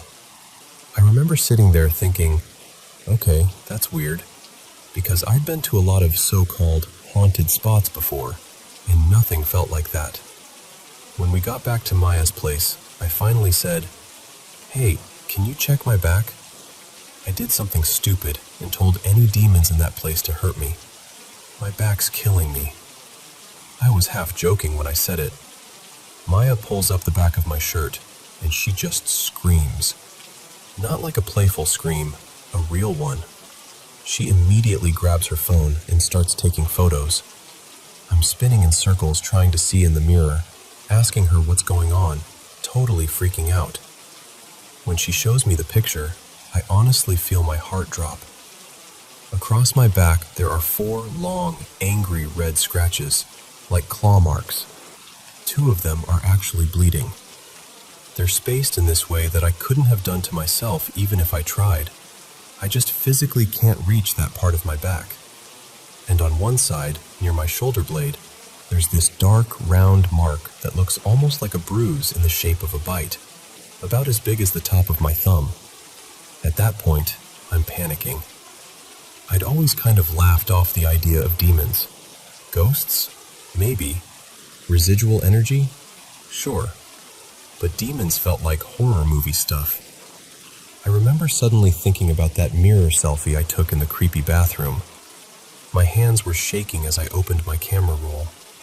I scroll back, find the photo, and my whole body just went cold.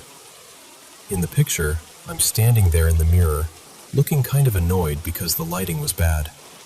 But behind me, right over my shoulder, is this tall, thin, shadowy figure.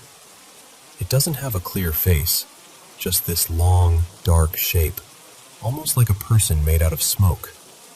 It looks like it's leaning in, like it's standing right there with me. I completely lost it.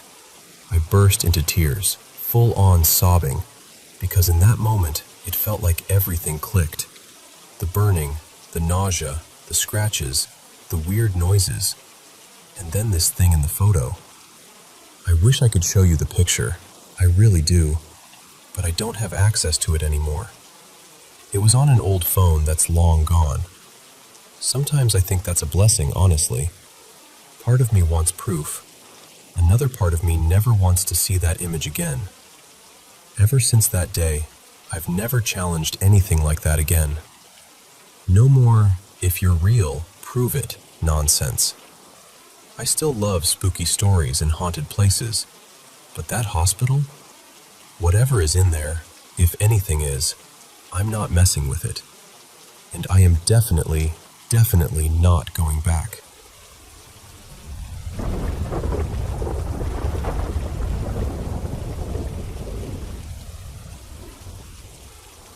So, this story starts when I was about 3 years old. My mom and I had just moved into our very first place together after a few years of bouncing between relatives' houses. We ended up in this tiny upstairs apartment in an old duplex, the kind with creaky wooden stairs and slightly crooked door frames.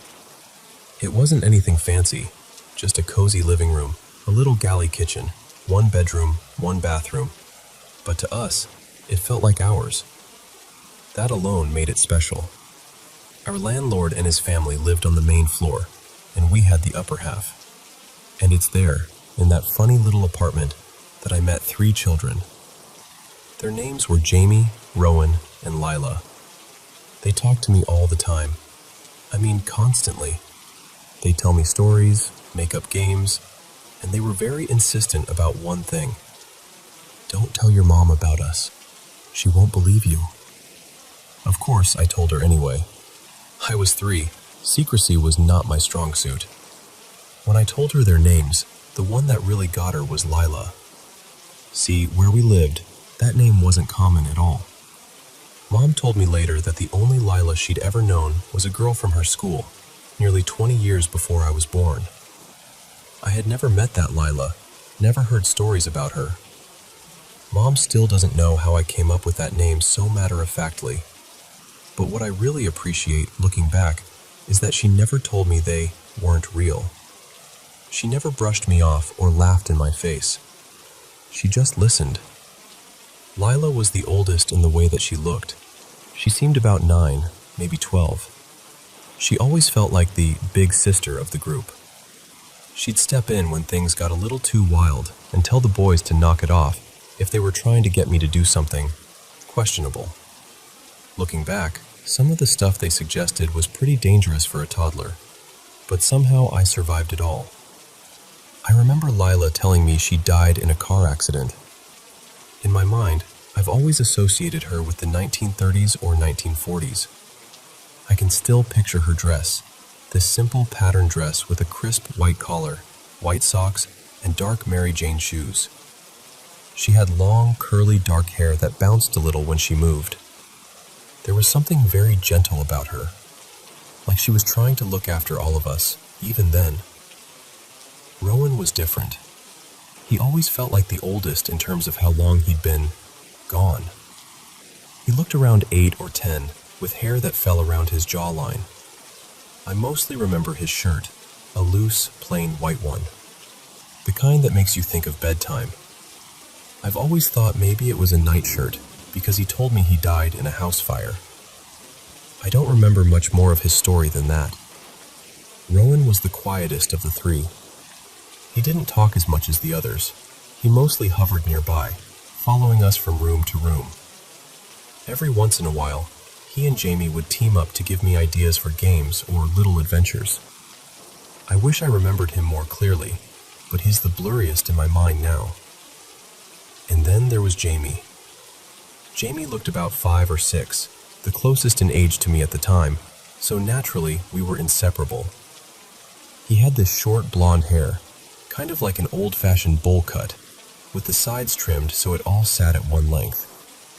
He wore a white shirt, little shorts, long socks that nearly met the hem, and these old lace-up shoes.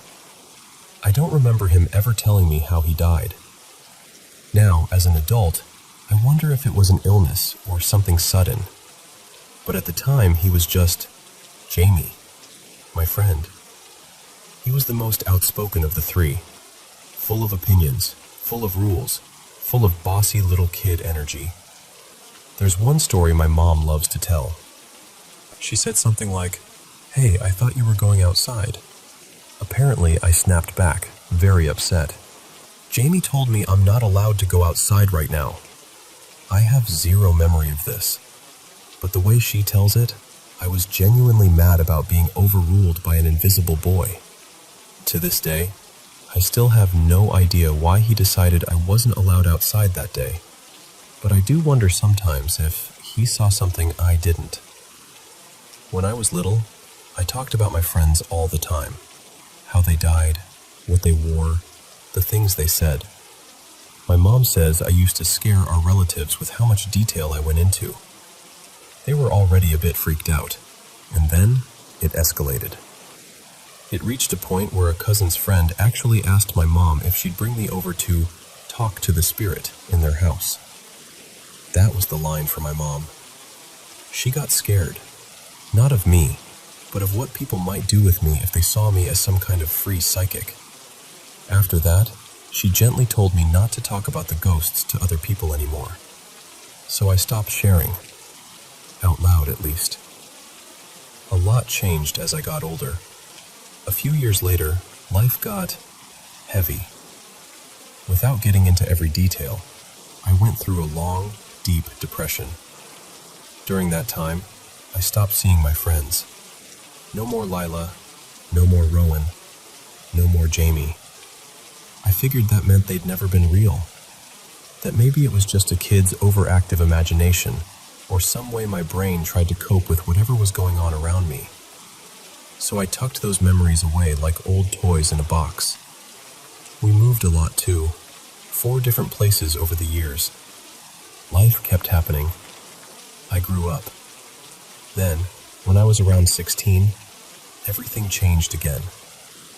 It was the middle of the night. I couldn't sleep, so I got up and stepped out of my room. The house was dark and quiet in that specific way it only is at night, like the air is thicker. As I walked past the living room, something flickered at the edge of my vision, over by the built-in closet. I turned to look, not expecting anything. And there he was, plain as day. A faint, soft glow around him, but otherwise as solid to me as any person. Jamie. He was peeking out from the side of the closet, smiling at me like he fully expected me to giggle and run over and start a game of hide and seek. He looked exactly the same. Same hair, same clothes, same little mischievous spark in his eyes. And then, as quickly as I noticed him, he ducked behind the wall. I went over to look, heart pounding. He was gone. I hadn't seen him in about 10 years at that point. I think what shocked me the most wasn't that I saw a ghost. It was who it was. Of all the spirits I'd ever seen, I never expected one of my childhood friends to come back. That moment was like a switch flicking on. My sight, for lack of a better word, had started to come back around then, but I honestly didn't think I'd see Jamie again. I was wrong. After that, his activity picked up. Sometimes I'd hear my name whispered behind me, followed by, "Come play with me," in that sing-song little kid voice. There were nights I'd wake up pressed awkwardly against the wall, like I'd scooted over in my sleep to make room. I'd roll slightly and realize I could feel someone lying behind me, just for a second, and then I'd turn fully, and there'd be nothing there. It wasn't just me experiencing him anymore either. My mom saw him too. She once woke up and realized she could see the shape of a small body lying beside her on the bed. By the time she fully registered it, he was gone, but it shook her. He also loves watching her cook. That's kind of their thing. "Jamie, stop that, you're going to make a mess," she'll mutter, even though no one's visible there. And yes, there was an incident with a few broken eggs. He hasn't repeated that one. We've moved multiple times since then. Different houses, different cities, even a completely different state. And Jamie has followed us every step of the way. He's not a malicious presence. Naughty? Absolutely. But he's a good kid. He still feels like a child. Sometimes I honestly think he forgets I'm not 6 years old anymore, that I'm an adult now, and my idea of play is more like scrolling my phone in bed. He still wants to play games. Sometimes I'll hear a little giggle from another room or catch a glimpse of movement in the corner, and I'll realize he's just trying to get me to chase him like we used to. And honestly, I don't mind. If he wants to knock a spoon off the counter once in a while, or move my keys to some weird place, fine. I'll grumble, but I'll live. He doesn't hurt me. He doesn't hurt my mom. He leaves my cat alone. And except for the egg debacle, he hasn't broken anything important. He's well behaved as far as ghosts go. I think about him a lot, in terms of what he didn't get. There's a part of me that believes he's stuck forever as that little boy, just an echo of who he was when he was alive, a fragment of the soul that used to inhabit a living child. I feel bad for him, and I feel bad for his family, wherever they are. He died so young. I got to grow up, go through awkward teenage years, find myself, grieve, heal, change. I've lived ages he never got to see. Someone out there had to bury their little boy, and that grief must have been unbearable. I hope in some way they know this. He's still sweet. He's still kind. And I'm doing my best to take good care of him. If I knew his last name, if he remembered it, I'd probably try to find his grave. I really would. I'd bring flowers. I'd sit and talk to him there too. But he doesn't remember who he was before he was just Jamie. There are big gaps in what he can recall, so I can't trace him back to his old life, his old house, his old family. All I can do is be his friend now. I think of Lila and Rowan too. I hope they moved on peacefully, wherever on is. And if not, I hope they found someone they like enough to follow around the way Jamie chose me. Sometimes I imagine that one day Jamie will finally get tired of this world. Tired of hide and seek in small apartments. Tired of peeking over countertops. And he'll just go. Somewhere softer. Somewhere that fits him better than this half-life. Until that day, though, he's welcome here. If he wants to stay with me until the end of my days, he can. I'll keep making space for him, even if it just means talking out loud to an empty room and not freaking out when my spoon scoots a few inches on its own. I can't promise I'll be much good at crawling around playing games on the floor as I get older. My knees are already complaining sometimes. But I can promise this: as long as he wants to stay, he won't be alone.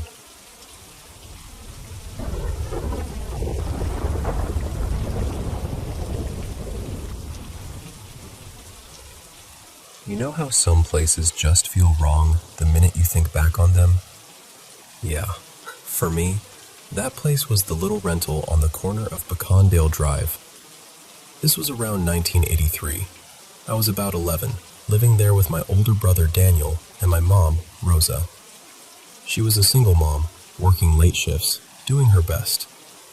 It wasn't a fancy house or anything, just a small, kind of tired-looking place at the end of the street in Arlington.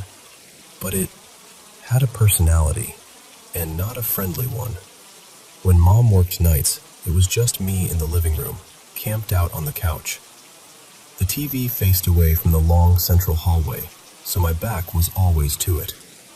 I'd watch Knight Rider, or The A-Team, trying to act like I was just a normal kid having a normal TV night, not a kid who was, honestly, kind of terrified.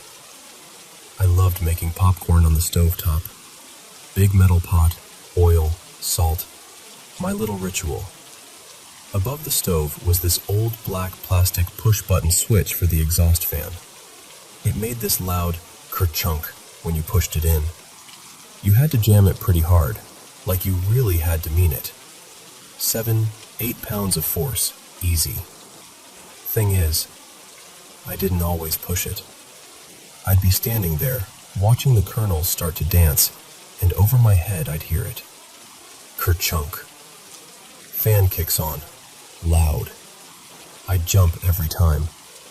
Then I'd have to reach up and switch it off again, acting like it was nothing. But it kept happening. Over and over. Sometimes twice in a night. Nobody else home. Nobody near that switch. And that was one of the mild things. There were these weird mechanical and electrical fits the house would have. Lights would flicker in just one room, or the old box fan in the hallway would hum and jerk, and then just stop like it changed its mind. Plates would slide a few inches on the counter, and then, on 2 different occasions, one just shattered all on its own. Didn't fall, didn't get bumped, just cracked and burst, like it decided it was done being a plate. Sometimes, sitting in the living room with the TV turned up, I'd hear loud bangs and thumps from the back bedroom, down that long, dark hallway. It sounded like someone was dropping furniture or slamming drawers. I never went to check. Not once. I was scared enough that I started bringing a big kitchen knife with me to the couch. I'd tuck it on the cushion next to me under a throw pillow. Picture this skinny kid watching TV with the volume too loud, pretending everything's fine, and his hand is resting on a knife the whole time. Mom would come home and find the knife on the couch later. "Why is this here?" she'd ask. I'd just shrug. We both kind of knew why, but we didn't want to talk about it. Saying it out loud felt like it might make it worse. There were other things too. Small, strange fires. Once, there was this little blaze in the bathroom, like something in the wastebasket had just decided to spontaneously catch fire. Another time, it was a corner of a towel. Not big fires, but enough to blacken the wall and scare everyone. We could never really explain it. Faulty wiring, someone said. Maybe a cigarette butt, someone else, even though nobody smoked inside. Then there were the pictures. We had these framed photos hanging in the hall. One night I was walking past, and out of the corner of my eye, I saw one of the frames slowly tilt forward, like it was on hinge instead of a nail, like someone had gently opened it. When I turned to look directly, it eased back into place. Not a drop, not a swing, more like a deliberate movement. I told myself I was tired. I told myself it was my imagination. Honestly, that was the only way not to completely freak out. It looked like a figure, human-shaped but not solid, kind of vaporous, without a clear face, standing on the other side of that opening, just watching, calmly. No movement, no threat, but it was there. The air felt colder around me, and my skin prickled from head to toe. I blinked hard, squeezed my eyes shut. When I looked again, it was gone. I told myself it was a dream. I needed it to be a dream. Some afternoons, Mom would come home from work and head straight to her room. Then she'd yell out, frustrated, "Who's been in my room?" Drawers open, bedspread crumpled, shoes in the middle of the floor. Stuff knocked over like someone had been rummaging through her things. My brother and I would look at each other and both say, "Not me." We only lived in that house about 6 months before we moved to another rental across Arlington. We didn't talk about the old place. It was like an unspoken rule. We left it, and that was that. Or so I thought. Fast forward a few years. I'm 16 now, sitting with 3 friends in a different living room. One of them, a girl named Haley, hears me mention that old house on Pecandale, and she lights up like it's story time. "We should use a witch board," she says. She meant a Ouija board. Not my thing. I'd grown up in church, and this was exactly the kind of stuff they said not to mess with. But my friends outvoted me. So we set it up on the coffee table. Lights dim. Everybody's fingers on the little plastic pointer. Planchette, whatever it's called. I decided, fine, if we're doing this, I'm going to test it. I started asking questions in my head. Things I'd never told them about. Like, how old was I when that happened in the bathroom? Or, what color was the couch in that house? Or, what room scared me the most? I didn't say a word out loud. And the board answered. It spelled out numbers that matched my age. It spelled out green, and we did have this ugly green couch back then. It spelled back room. Every time it moved, I'd look at my friends' faces, trying to catch someone smirking or pushing harder. They just looked freaked out. Then, just as I started to convince myself that someone was messing with me, the planchette jerked. It slid fast to one corner of the board and started circling way too quickly for all our fingers to stay on it. Then it shot off the board and clattered across the floor like it had been thrown. We all screamed. Haley grabbed the board, shoved it into her bedroom closet on top of a pile of clothes, slammed the door and said, "We're done. We're done. We're done. We're done." We left soon after. No one joked on the way out. It was this heavy, embarrassed silence, like we'd collectively crossed a line we shouldn't have. About an hour later, my phone rang. It was Haley, hysterical. "My closet caught on fire," she said. The firefighters had gotten there in time to save the duplex, but the closet was burned out. The clothes where she'd thrown the board? gone. Melted plastic, scorched wall. We never all hung out together again after that. Not all four of us. We didn't talk about that night. It just dissolved. Like something wanted distance between us. A few more years passed. My mom had remarried by then, and we were in yet another house, a little calmer, a little brighter. One afternoon, I was walking through the kitchen and heard her talking with the woman next door, Mrs. Coleman. I realized, after a second, that they were talking about the old place, the house on Pecandale. Oh, that place was strange, Mom was saying, in that casual way people use when they're actually unsettled. We rented it for half a year. The boys hated it. I stopped in the hallway and just listened. Mrs. Coleman asked, "What happened there?" I remember standing there, frozen, feeling this mix of anger and understanding. I was mad she hadn't told us. I also got why she didn't. We'd been barely hanging on as it was, and she was just trying to get us through. We still don't really talk about that house. Every now and then it'll come up in a half-joke like, "Hey, at least this place isn't Pecandale," and everyone goes quiet for a second too long. But I think about it. The fan that turned itself on, the pictures that moved like they were on hinges, the little fires, the vaporous shape in the wall just watching, the board that shouldn't have known anything about us, the closet fire. Maybe there are explanations for some of it. Maybe not. I've learned to live with the idea that I may never really know what was happening in that house. All I know is, back then, as a kid on that couch with my hand on a hidden knife, and the TV turned up too loud, I felt it. Something else was there on Pecandale Corner, and I don't think it ever really left.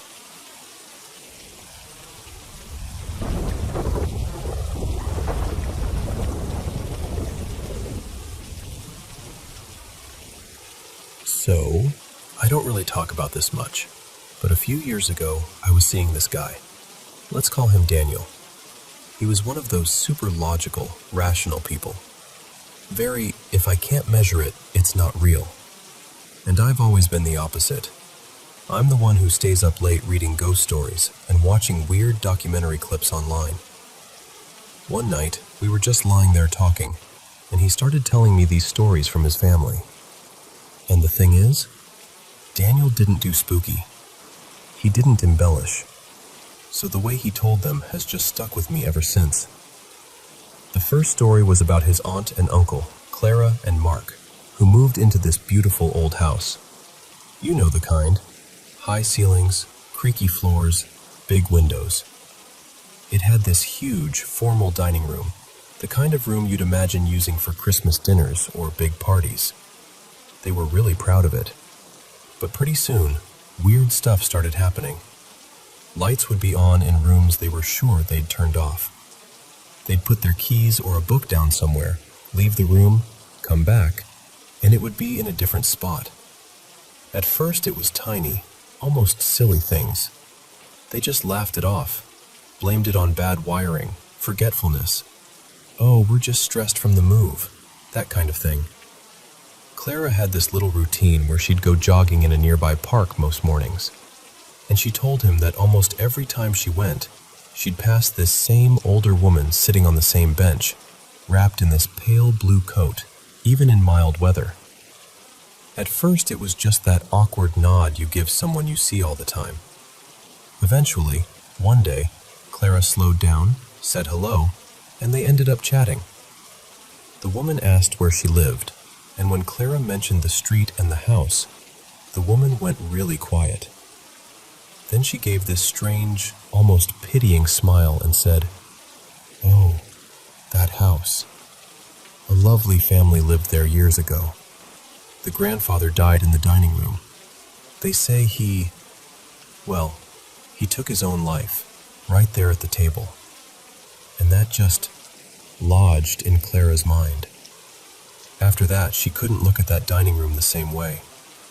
Every time she walked past it, she'd get this feeling, like walking past a room someone was still sitting in, even when it was empty. She told Mark what the woman had said, and he basically brushed it off. He thought it was just some morbid local rumor, or an older lady being dramatic. He didn't believe in that kind of thing at all.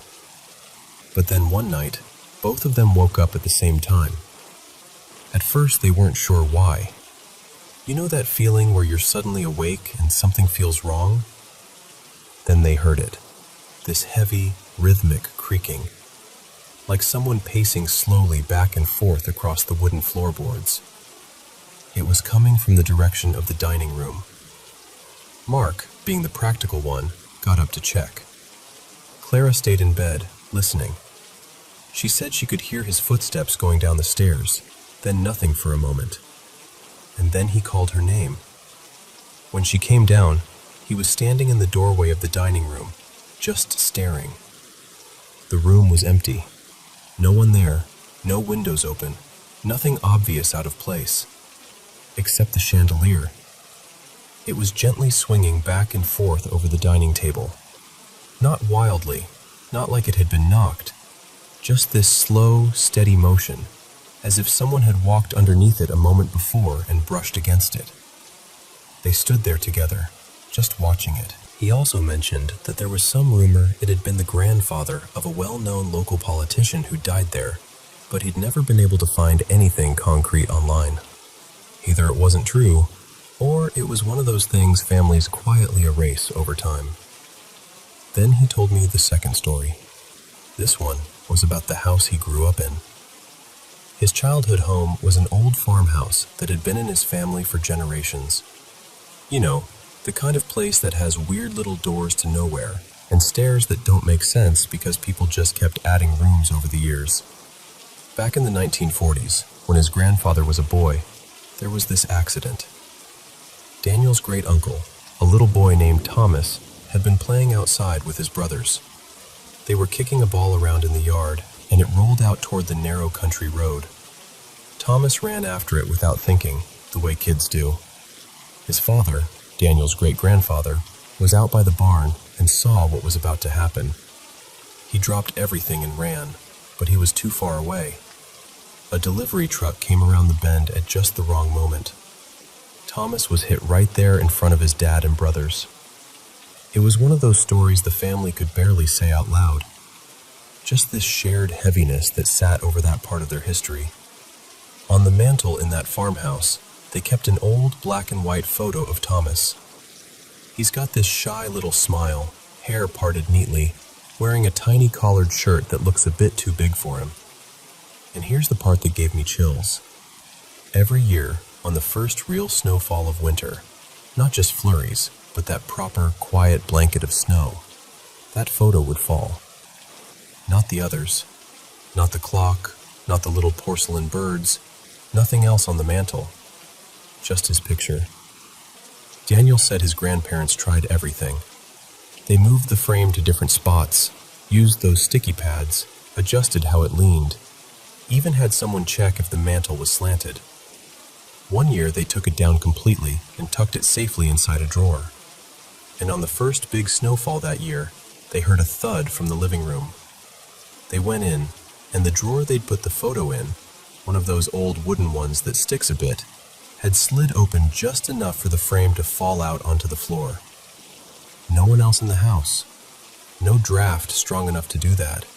Just the photo on the ground again. After a while, the family stopped trying to fix it. They just accepted it. Daniel said his grandmother would pick up the frame, dust it off gently, and say something like, "All right, Tommy, we see you. Hello, love," and put him back in his spot.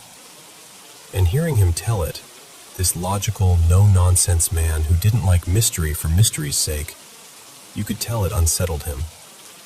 Not in a horror movie way, but in that deep, quiet way where the world doesn't fit into neat explanations anymore. Even now, when I think about Thomas's photo falling with the first snow, or that chandelier swinging over an empty table, it still gives me chills. Because it makes you wonder, doesn't it? What if some people never really leave? What if sometimes They're just finding small, stubborn ways to say, "I'm still here. Don't forget me."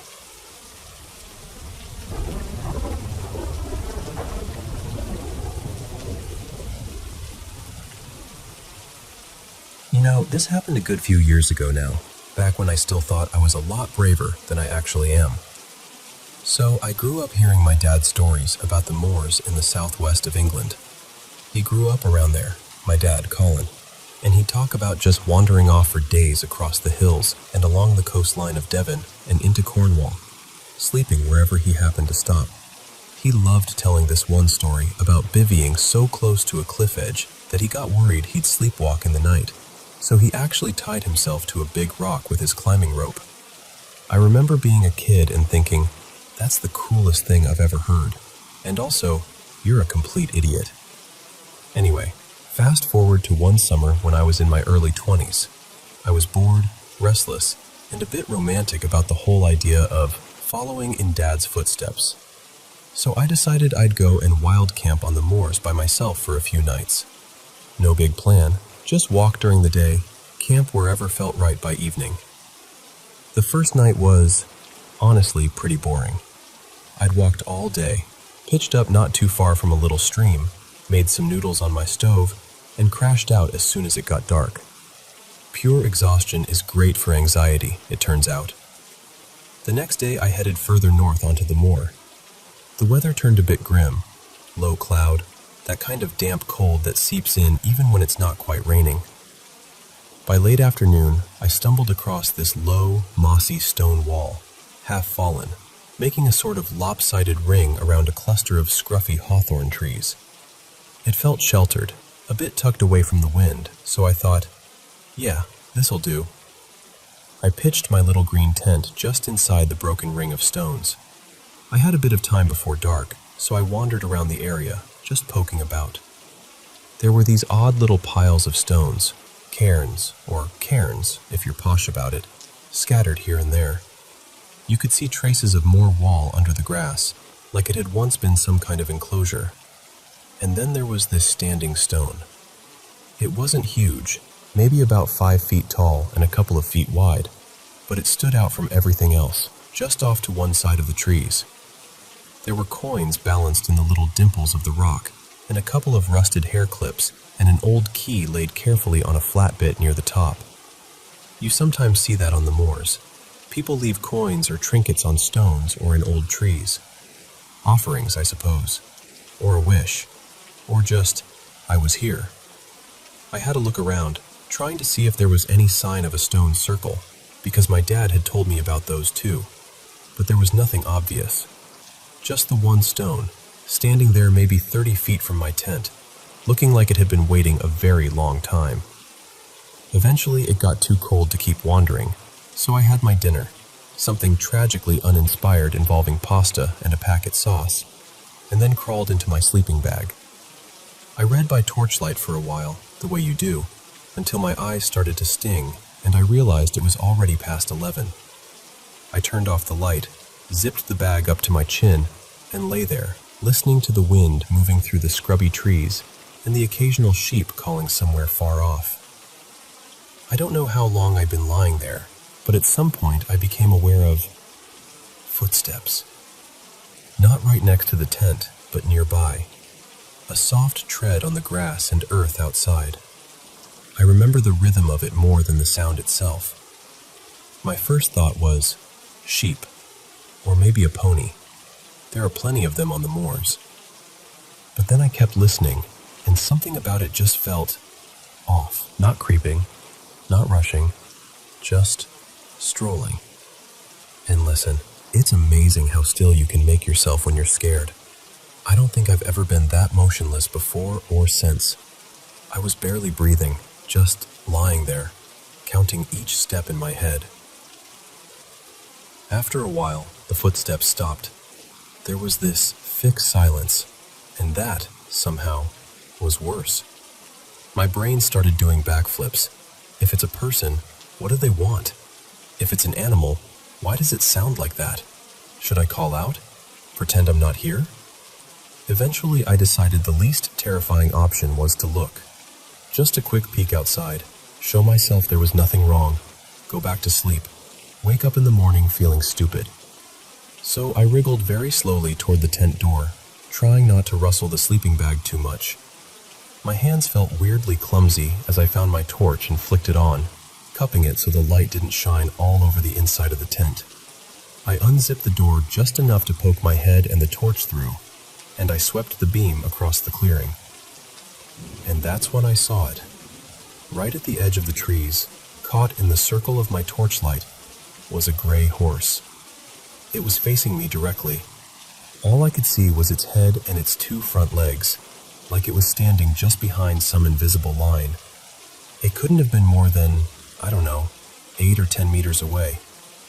Now, under normal circumstances, a horse on the moor is not exactly shocking. But this, I felt this instant, full-body recoil, like my brain and my stomach both went, nope.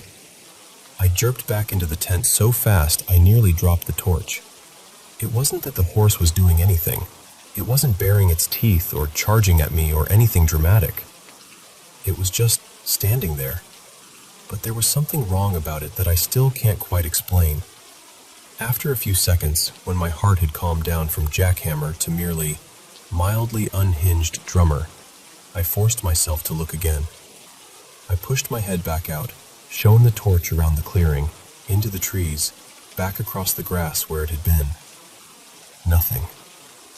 No horse. No movement. No sound of hooves trotting away. No rustling in the undergrowth. Just empty space.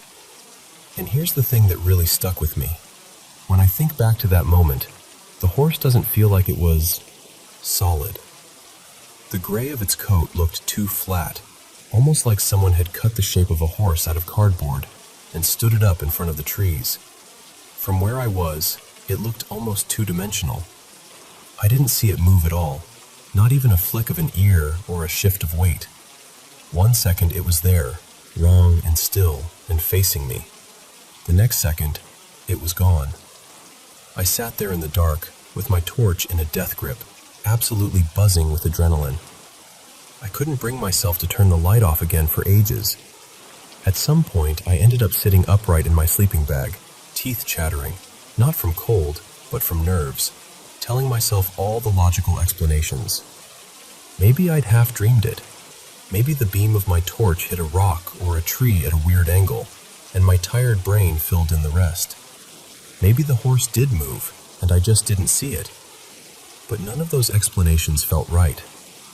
And that's the bit that still bothers me. I finally dozed off for a short while just before dawn, when the light outside the tent started turning that soft gray blue. I woke up a couple of hours later, feeling like I'd been lightly beaten up. I got out of the tent and walked over to where I thought the horse had been standing. The grass was damp with dew, my boots leaving dark prints. There were no hoof marks, no signs of anything having stood there at all. The standing stone was exactly where it had been, coins still balanced, little offerings untouched. I've been camping since.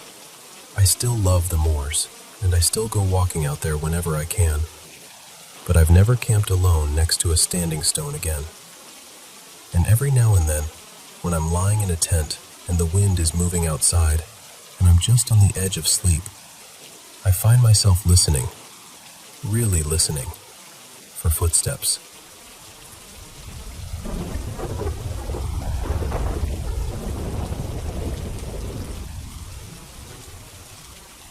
So, let me tell you a story my family has carried around for years.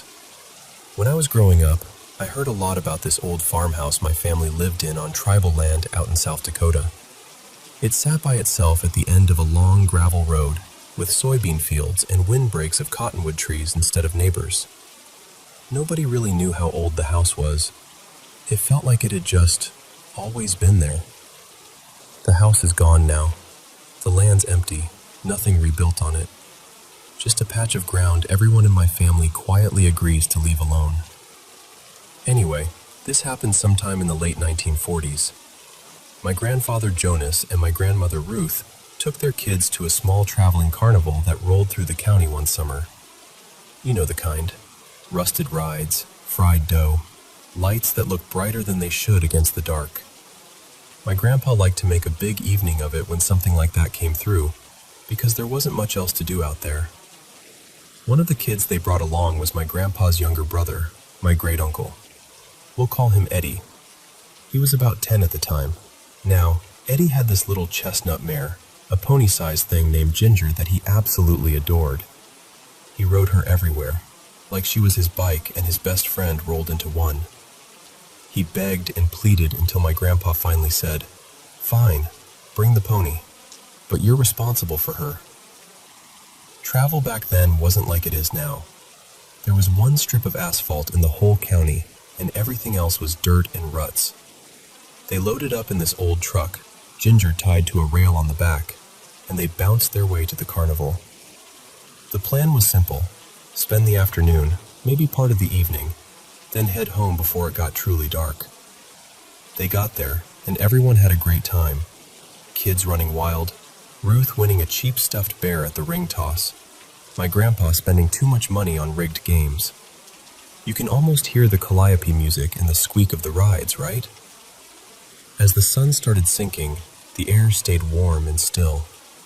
My grandpa looked up at the sky and decided they'd just camp out nearby instead of driving home that night. They kept blankets and a bit of camping gear in the truck, just in case. There was one problem, though: Ginger. My grandpa didn't like the idea of leaving the pony tied up around a bunch of strangers all night. So he told Eddie, "Ride her back to the house, get her in the pen, make sure she's got water, and then come straight back. You know the way. Don't dawdle." It wasn't far. On horseback, it should have taken him maybe an hour there and back, maybe a little more if Ginger decided to be stubborn. Still light out, easy trip, clear instructions. But time passed. The sky started to dim, purples and reds bleeding into the horizon. Eddie didn't come back. At first, my grandpa was just irritated. Eddie was known for wandering off, getting distracted, finding frogs or old bottles in the ditch. Jonas kept glancing toward the road that led home, expecting any second to see a kid on a little horse trotting back. But the minutes stretched out, and the irritation turned into this tight, hard worry in his chest. By the time it was nearly dark, Jonas had had enough. He loaded everyone back into the truck, muttering under his breath, and headed for the house. Now, picture this: the truck's headlights cutting through dust, the fields on either side just dark shapes, air thick and quiet. No other cars, no porch lights, just that long, lonely stretch of road that led to their place. There was Ginger, reins hanging loose, calmly nosing at patches of grass. Next to her, on the ground, sat Eddie. He was cross-legged in the dirt, just sitting there, facing the house. Jonas stopped the truck so suddenly everyone lurched forward. He jumped out, heart pounding, equal parts furious and relieved. He yelled, "Eddie, what in the world do you think you're doing? You were supposed to come back." But Eddie didn't move. He didn't look up, didn't flinch, didn't say a word. He just stared straight ahead at the house. Not crying, not shaking, not anything. It was like he'd been turned down to mute. Jonas stomped over, continued scolding him. "I told you to come straight back. Are you even listening to me?" Really laying into him. But Eddie wouldn't even turn his head. He just sat there, breathing slow and steady, eyes fixed on the front of the farmhouse. Finally, Jonas snapped. "Do you hear me, boy? Answer me." And in this small, flat voice, Eddie finally spoke. He said, "There's somebody in the house." Now, this house barely had electricity. Just a couple of lines run out there, one single bare bulb hanging down from the ceiling in the living room. No lamp, no switch on the wall, just a pull chain dangling over the middle of the room. Eddie lifted his hand and pointed toward the front window. Jonas followed his gaze. The living room light was on. Jonas swore to his dying day that he had turned that light off when they left for the carnival. He was particular about things like that. So at first, he was annoyed all over again. He said something like, "You rode all the way back here and just turned the light on?" You're sitting out here because you're scared of your own shadow now?" But Eddie kept staring at the window, and then he whispered, "No, watch." Jonas turned back to the house, and that's when he saw it. Step by step, into the spill of yellow light from that hanging bulb came a figure. The doorway in that old farmhouse wasn't exactly short, but this thing had to duck under the frame to step inside. It looked like a man, sort of, wearing old, faded overalls, the kind farmers wore decades before, legs too long, shoulders too broad. Jonas always said it was like watching someone stretched out just a little too far. It had to be over 7 feet tall, maybe more. The proportions were wrong. The way it moved was wrong, like every joint bent just a few degrees off from normal. Jonas said that the instant his eyes landed on it, every hair on his arms and the back of his neck stood straight up. Not from fear exactly, but from that bone-deep sense that whatever you're seeing does not belong here. He tried to see the face, but there wasn't really a face, just this shape where a face should be.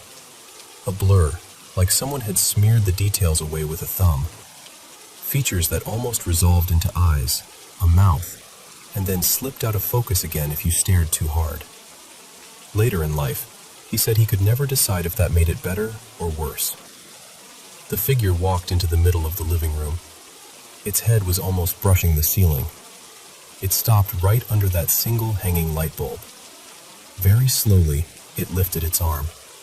Its hand reached up, and with this casual, deliberate motion, like it had every right to be there, it curled its fingers around the pull chain and gave it a tug. Click.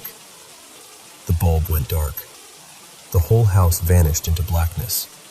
No silhouette, no after-image, just gone. They spent hours tearing that place apart. Every room, every closet, the tiny attic, the root cellar that always smelled like damp earth and old potatoes. They checked under beds, behind the stove, even pushed on the walls to feel for secret spaces, anything that might explain what they'd seen. There was only one door in and out of that house, and a few old windows that stuck half the time. No footprints on the floor besides their own. No scuff marks, no displaced dust, no broken latch on a window. Nothing. Eventually, exhausted and unsettled, they gave up and went back to get the kids. Life went on. They stayed in that house for years after. But things were never quite normal. They'd hear footsteps on the porch late at night when nobody was there. Faces would appear in the windows, just for a second, like someone leaning in to look, then flashing out of sight when you turned your head. My great-aunts used to swear they heard children giggling in the hall after midnight, even when all the cousins were fast asleep. And then there was the silence. Everyone in my family mentions that part, even the ones who never believed in ghosts. When you stepped onto that land, it was quiet. No birds, no insects humming at dusk, no wind rustling the leaves unless a storm was coming. Just this heavy, listening silence. Like the land itself was holding its breath to see what you'd do. Over time, my relatives started talking in low voices about older stories, the kind you hear if you listen to the elders. Stories about medicine men, things that could change shape, spirits that didn't like to be disturbed. Something that had a name a long time ago, a name everyone seems to have conveniently forgotten. My family's always been pretty clear on one thing, though. Whatever stepped through that doorway and turned off that light that night, it wasn't human. The house is gone now, torn down. The foundation's cracked and half buried. People drive past without even knowing anything was ever there. But the story is still very much alive. And the part that sticks with me most, the part that still gives me chills, isn't even the faceless thing in the window. It's the way my grandfather would go completely pale, even as an old man, whenever he repeated the moment his little brother finally answered him. He'd close his eyes, his hand would shake just a little, and in a small voice he'd say, "Eddie just kept staring at that house," and then he whispered, like he was afraid to wake something up. There's somebody in the house.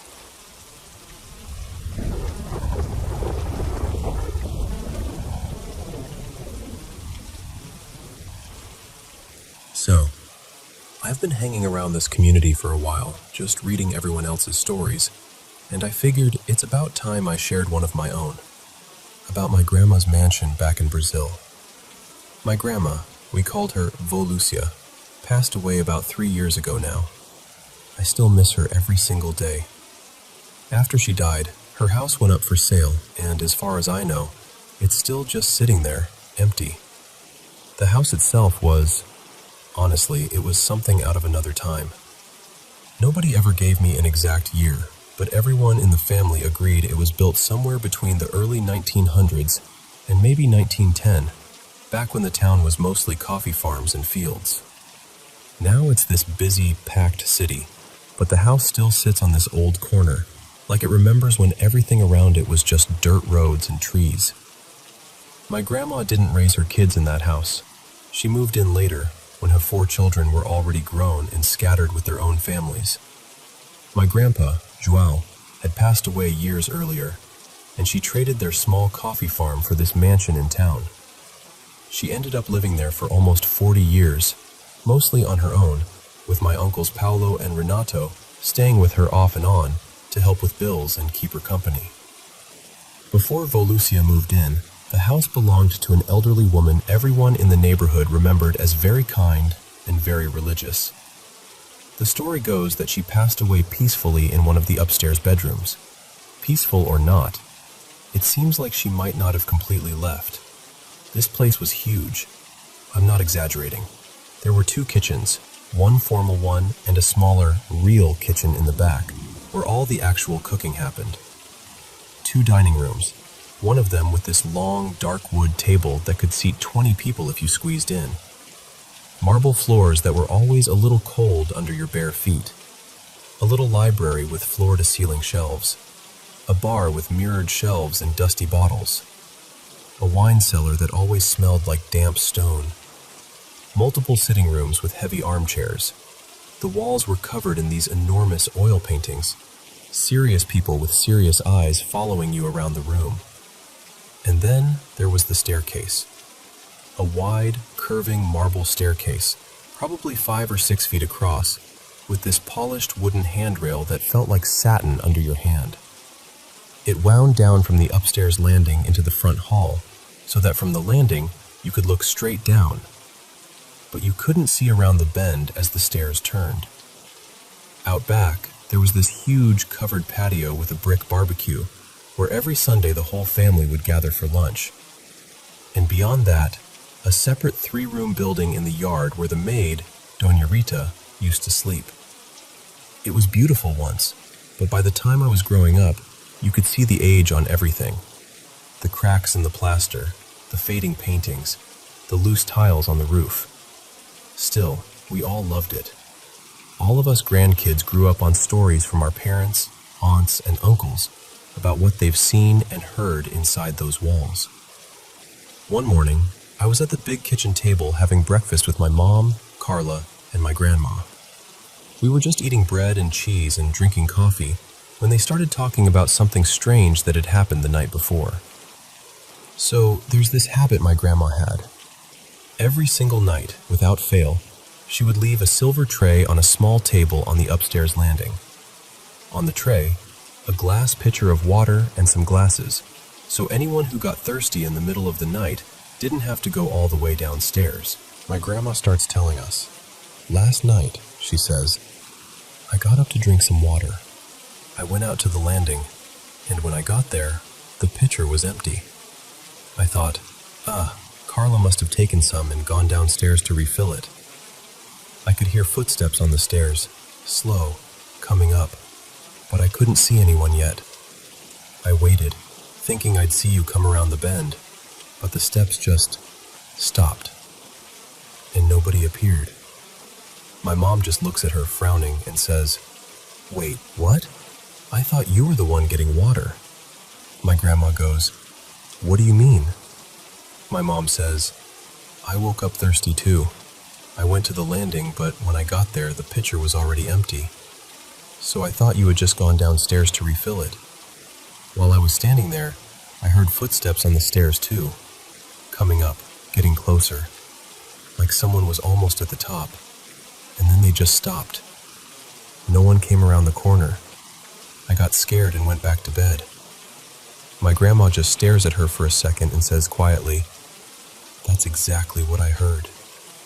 They looked at each other across the table, both of them processing that they'd heard the same footsteps at different times with the same ending. Steps getting closer, and then nothing.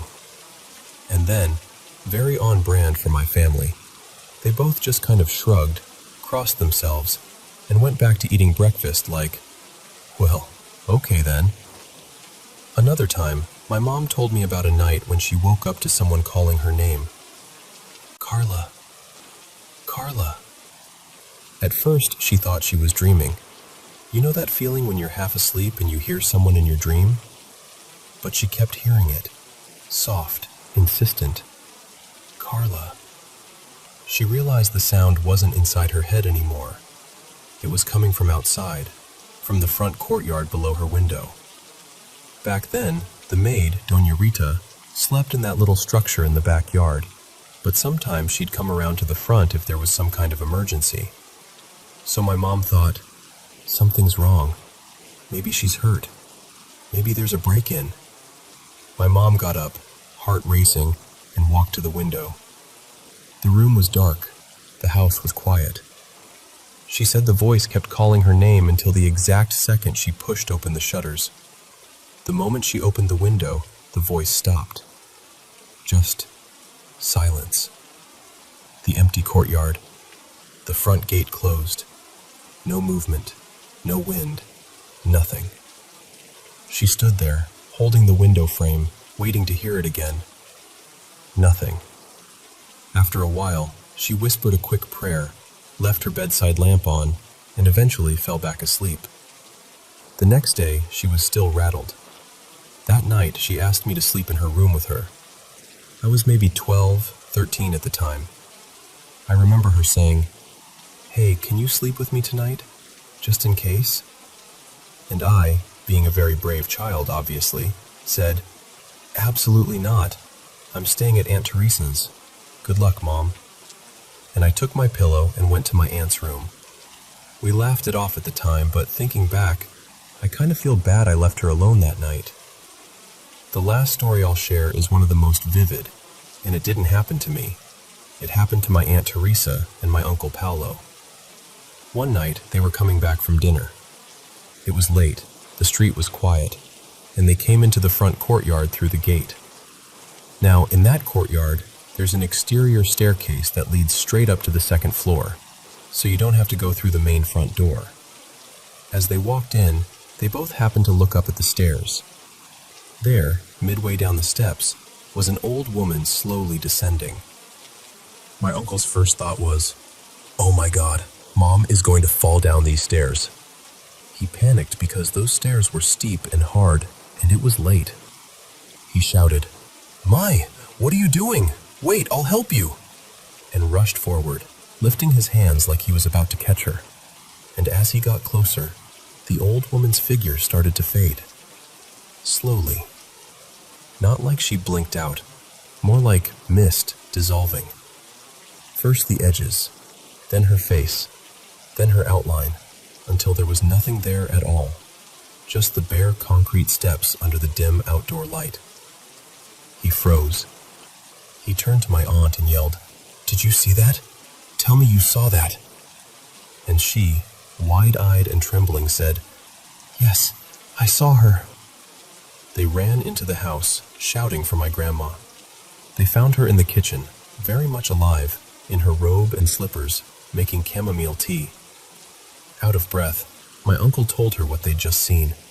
The old woman on the stairs, the nightgown, the fading away. My grandma listened quietly, stirred her tea, and then said, almost casually, That's probably the lady who used to live here before me. Everyone says she was very attached to the house." Then she added, "I've never seen her myself, though. Maybe she doesn't want to scare me." And that was that. My grandma, who lived there alone for nearly 4 decades, never had as many experiences as the rest of my family did. It was almost like whatever still lingered in that house was more interested in the visitors than in the woman who kept its doors open and its tray of water waiting on the landing every night. Sometimes I think about that empty mansion now, about the cold marble, the curved staircase, the silver tray that probably sits in some box or was sold off with the rest of her things. I wonder if, on some quiet night, when the street noise dies down, someone walking by might hear slow footsteps on the stairs, getting closer, and then stopping just before anyone comes into view.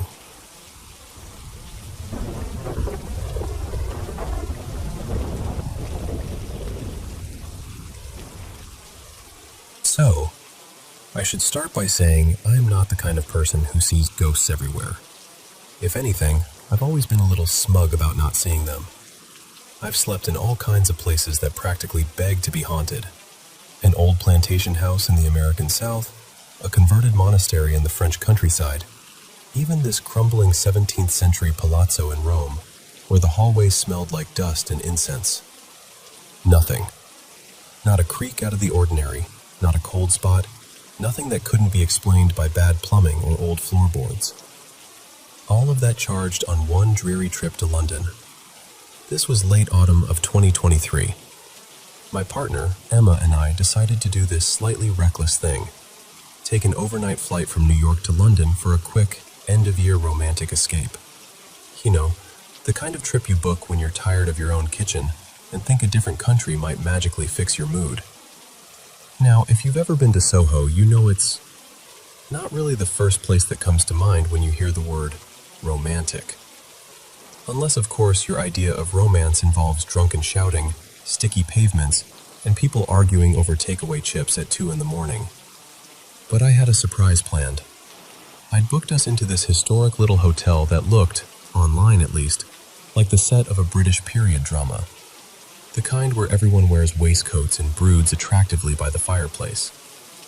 We stepped out of the cab in a light drizzle, because of course it was drizzling, and there it was.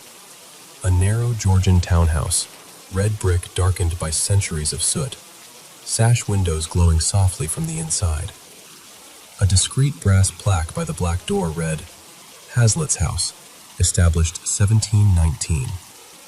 No neon, no big sign, just that. It felt like the building was trying not to be noticed. We rang, heard the buzzer click, and as the door opened, it honestly felt like stepping out of the present.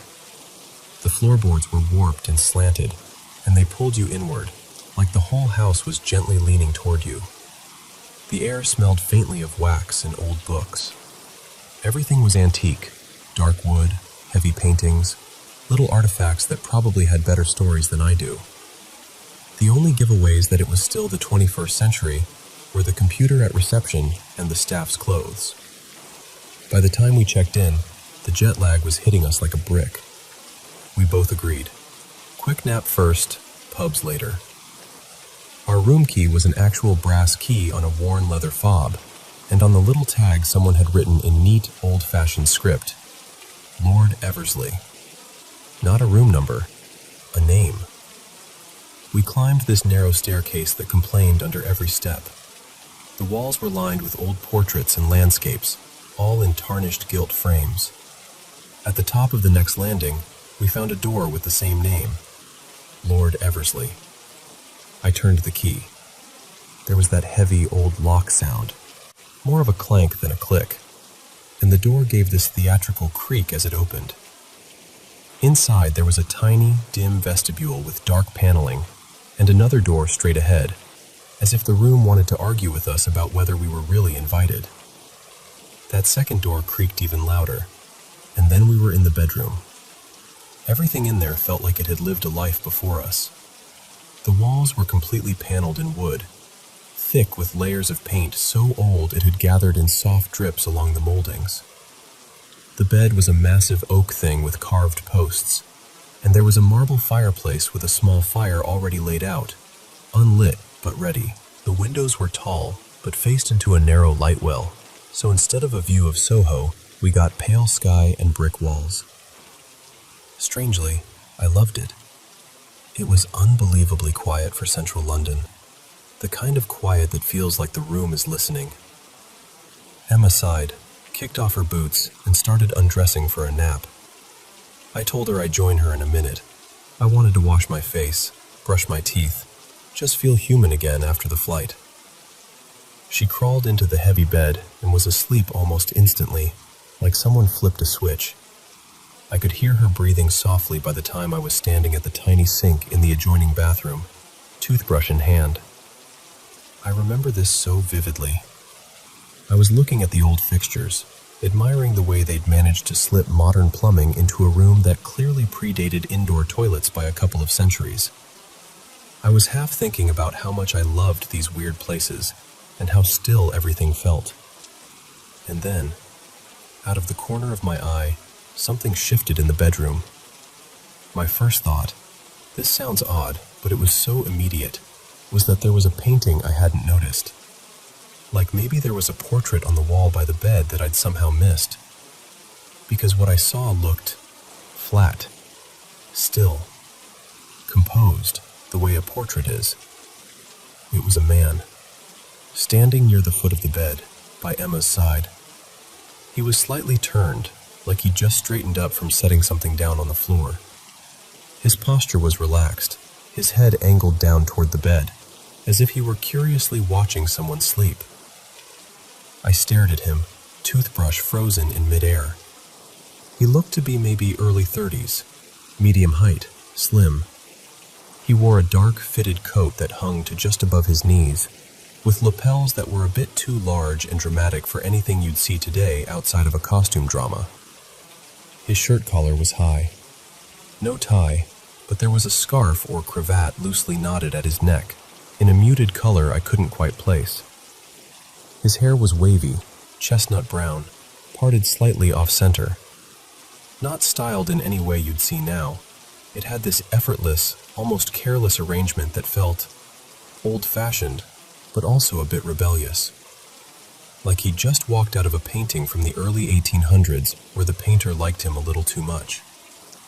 The strange part, one of the strange parts, was that he didn't seem threatening. There was no malevolence, no horror movie theatrics.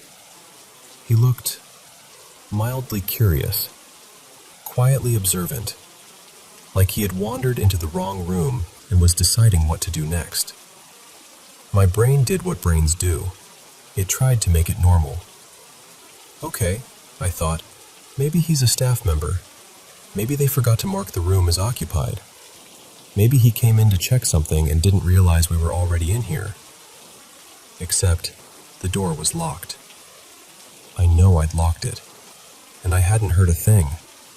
No key in the lock, no hinge, no footstep. In a house that creaked if you breathed too hard, this man had somehow appeared in complete silence. That's when my stomach dropped. I looked at his clothes again. The cut of the coat, the way the shoulders sat, the line of the trousers. It all felt wrong for this century. And his presence, it's hard to describe. There was a heaviness in the air, like static building up before a storm. A buzzing started deep in my spine and spread up between my shoulder blades, like I'd grabbed an electric fence with my whole body instead of my hand. Somewhere in the middle of that realization, a second, quieter thought appeared. No, this can't be what I think it is. He wasn't transparent. He wasn't glowing or floating. There was no mist, no flickering lights, no sound. If you had walked in at that moment, you would have just seen a man standing there, solid, real. He never looked at me. That's something that stuck with me. He was in my direct line of sight, only about 15 feet away, and his gaze stayed fixed on Emma, sleeping obliviously in that big oak bed. But I felt, with absolute certainty, that he knew I was there. It felt like a spotlight, hot, invisible, focused right on me, even though he never turned his head. And in that instant, I knew, on this deep, instinctive level, that he was dead. I grew up around old houses, My parents somehow only ever chose homes that had names instead of numbers, the kind with history plaques out front and rumors whispered by neighbors. Every once in a while in those places, I would feel something similar, that pressure in the room, that sense of not being alone. I learned, very young, that acknowledging it seemed to make it worse, like saying, "I see you," opened a door you couldn't easily close again. So I made a decision. I pretended I hadn't seen him. I turned my head slowly back toward the mirror, as if nothing at all was wrong, as if my heart wasn't trying to punch its way out of my chest. I started brushing my teeth again, very deliberately. I turned on the tap and let the water run louder than it needed to. I fussed clumsily with the little bottles and toiletries lined up around the sink, just to create noise, some kind of normal rhythm in the room. Every tiny movement felt exaggerated and fake, like I was acting badly in a play. After what felt like a very long minute, but was probably only a few seconds, I rinsed my mouth, set down the toothbrush, and forced myself to look back into the bedroom. He was gone. Just gone. There was no fading, no drifting away, no dramatic exit. One moment he had been there with this eerie stillness, and the next, the space at the foot of the bed was empty. Emma was still asleep, her face relaxed, covers pulled up to her shoulders. Nothing in the room was disturbed. Nothing was missing. It could have been any normal, cozy afternoon nap in an old hotel, except for the fact that I felt like every nerve in my body had been rewired. I stood there in the doorway, half in the bathroom, half in the bedroom, with this overwhelming sensation of being watched. Not from one particular spot, just from the room itself. From the walls, the ceiling, the dark corners the lamp didn't quite reach. Later on, I learned that the hotel is rumored to be haunted by the ghost of a writer, Edmund Hazlitt, who supposedly died in one of the rooms upstairs and gave the place its name. I looked up a portrait of him after we got home. The hairstyle wasn't exactly the same, but the age, the general look, the clothes. It was close enough to make my skin crawl all over again. But in that moment, standing by the bed, I didn't know any of that. I only knew 3 things. The door had been locked. I had seen a man, and that man was no longer there. I did what any rational, deeply freaked out but exhausted person would do. I climbed into bed. I eased in beside Emma, trying not to wake her, even though a big part of me really wanted her to wake up so I wouldn't be alone with whatever was happening. I pulled the thick covers up, turned off the lamp, and lay there staring into the dark, telling myself I was just jet-lagged and my brain had misfired. Eventually, the exhaustion won. I fell asleep. Still, I carried that image with me the whole time. The man at the foot of the bed. The way he never looked at me. I didn't tell Emma what I'd seen, not right away. I didn't want to freak her out and ruin the mood of the trip. For all I knew, it was just a trick of the light and a very tired brain. So I held on to it, quietly, all the way through the flight home. Somewhere over the Atlantic, when the cabin lights were dim and most people were dozing, I finally told her. I walked her through it exactly the way I'm telling you now. The room, the fireplace, the painting, the clothes, the feeling, the way he disappeared. I admitted how scared I'd felt, even though I tried not to show it. She listened, really listened. She hadn't seen or felt anything strange herself, but she knows me, knows I'm not someone who jumps at shadows. We went through all the possibilities together, like a little in-flight investigation. Could it have been a staff member? She asked. Maybe, but if it were, why hadn't he knocked? Why didn't he say anything? And how did he get in without a sound in that old, creaky house? He would have seen us the second he opened the first door into the vestibule, long before stepping into the bedroom. What about another guest who got the wrong room? Our door had been locked from the inside. I had checked. Twice. Okay, sleep deprivation? A hallucination? Sure, we were tired. But I'd slept a bit on the plane, and I've been jet-lagged plenty of times without inventing fully dressed strangers in period clothing standing by my bed. This felt different. It felt external, if that makes sense. Like I was perceiving something already there, not conjuring it up. "Maybe you just didn't hear him come in," she said. "You were brushing your teeth." It was a basic manual toothbrush, not an electric jackhammer. And again, those floors, that staircase. You could hear other people's luggage 2 floors away. There's no universe in which someone walks into that room, across that floor, stands that close to the bed, and you hear nothing. So we circled back to the 2 most unsettling options. Either I had seen something I cannot explain, or there had been a very real, very quiet man in our room, and I hadn't checked under the bed. And honestly, the second one might be the worst possibility of all. Even now, I don't know what I believe about what I saw in that room named Lord Eversley. Ghost? Trick of the light? Exhausted brain playing dress-up with shadows? Some bit of history replaying itself? I'm genuinely not sure. What I do know is how it felt. That electric buzz in my spine, the weight of being watched, the absolute certainty that, for a few seconds, I was in the presence of someone who did not belong to my moment in time. I've stayed in plenty of old places since then, and every time I set my bag down, turn the key in an unfamiliar door, and step into a room that's older than anyone I've ever known, I can't help but think, if you're here, whoever you are, I'd really prefer you let me sleep this time.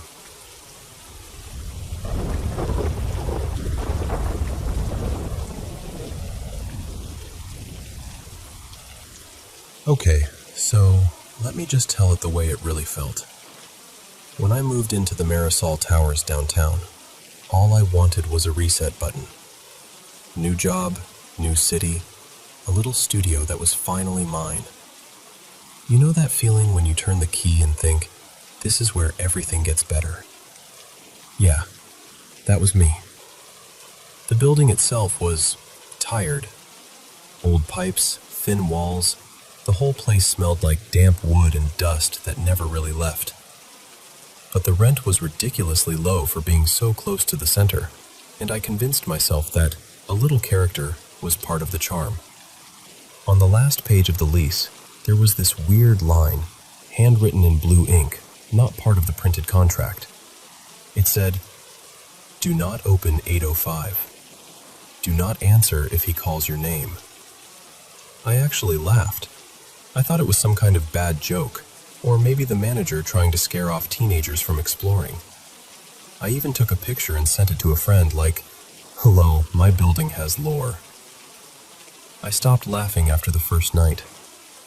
My apartment was 804, near the end of a long, dim hallway. The bulbs above us were this sickly yellow, buzzing and flickering every so often like they were trying to give up. Right next to me was 805, an old wooden door with peeling gray paint, a rusted peephole, and no welcome mat. The handle was wrapped in this strip of dull red tape, and behind it, there was this faint hum. Not a machine, not a fridge, just a low vibration, like the room was breathing. I kept telling myself I was imagining it. New place, old building, that's all. That first night, I fell asleep exhausted, boxes still stacked everywhere. Sometime after midnight, I woke up to a sound. Knock, knock, knock. 3 slow knocks. I stared at the ceiling, disoriented, and then I realized it wasn't coming from my door. It was coming through the wall, from 805. I held my breath, waiting for someone to walk away, a door to shut, anything. But there was just silence. Eventually, I convinced myself it was the pipes or something stupid, rolled over, and went back to sleep. The second night, it happened again. 3 knocks. Then faint footsteps, slow and dragging, pacing on the other side of my bedroom wall. By the 5th night, the sounds had become A pattern. First the knocks, then the footsteps, and then, barely audible through the drywall, came the whispers. At first I couldn't make out the words, just fragments, soft and broken, like someone trying to talk underwater. I would press my ear to the wall and hear my own heartbeat, and under that, a voice. And then one night it was clear. "Leah, open the door, please." Hearing your name from a room that's supposed to be empty, that does something to you. I jerked away from the wall so fast I nearly fell off the bed. The next morning, I cornered the building's custodian, Mr. Alvarez, down in the lobby. He's this quiet older guy who's always mopping or fixing something, never really looking anyone in the eye. "Hey, quick question," I said. "Who lives in 805? He stopped mopping. Just stopped. The water kept dripping off the mop onto the floor. "No one," he said finally. "Well, someone's in there," I insisted. "I hear them every night. They know my name." His face went flat, completely blank. "Señorita, 805 is sealed," he said. "You don't need to worry about that room." "But," he cut me off. "You shouldn't talk to it," he said quietly. "Just don't answer if it calls you." That night, I woke up and checked my phone. 3:12 a.m. The sound was different. Not knocks this time. It was a long, scraping noise, like fingernails dragging across a floor. Then those slow, uneven footsteps started again, making their way toward the shared wall, then to the hallway outside. I got out of bed and stood in my dark apartment, staring at my front door. The building was silent. No TVs, no doors, nothing. Just the faint hum of 805 and my own breathing. I opened my door just enough to peek into the hallway. The light above 805 flickered, buzzing louder than usual. I watched as the tarnished metal handle of 805 began to turn, slowly, all the way down. But the door didn't open. It just held there, strained, like something on the other side was waiting. I shut my door and locked it, twice. Sleep wasn't really an option after that, so the next day I went to the city records office. I told myself it was curiosity, but honestly, it felt more like compulsion. I gave the clerk the address and unit number, pretending I was just some nerd trying to learn the history of my vintage building. He scrolled through the records, frowned, and then printed out a thin stack of pages for me. Apartment 805 had been sealed since 1989. There'd been a fire. A family had lived there, a man, his wife, and their little boy. Neighbors had reported chanting at odd hours, strange symbols painted on the windows, and this thick smell in the hallway like burnt matches. When the fire department finally broke down the door, they found the man on his knees in what was left of the living room, in front of a scorched circle on the floor. His mouth was moving, still forming Latin phrases, even though he'd been dead for hours. The wife's body was never found. The boy was missing. I remember staring at those words, child unaccounted for. On the bus ride home, the city felt different, like I'd been given the answer to a question I hadn't meant to ask.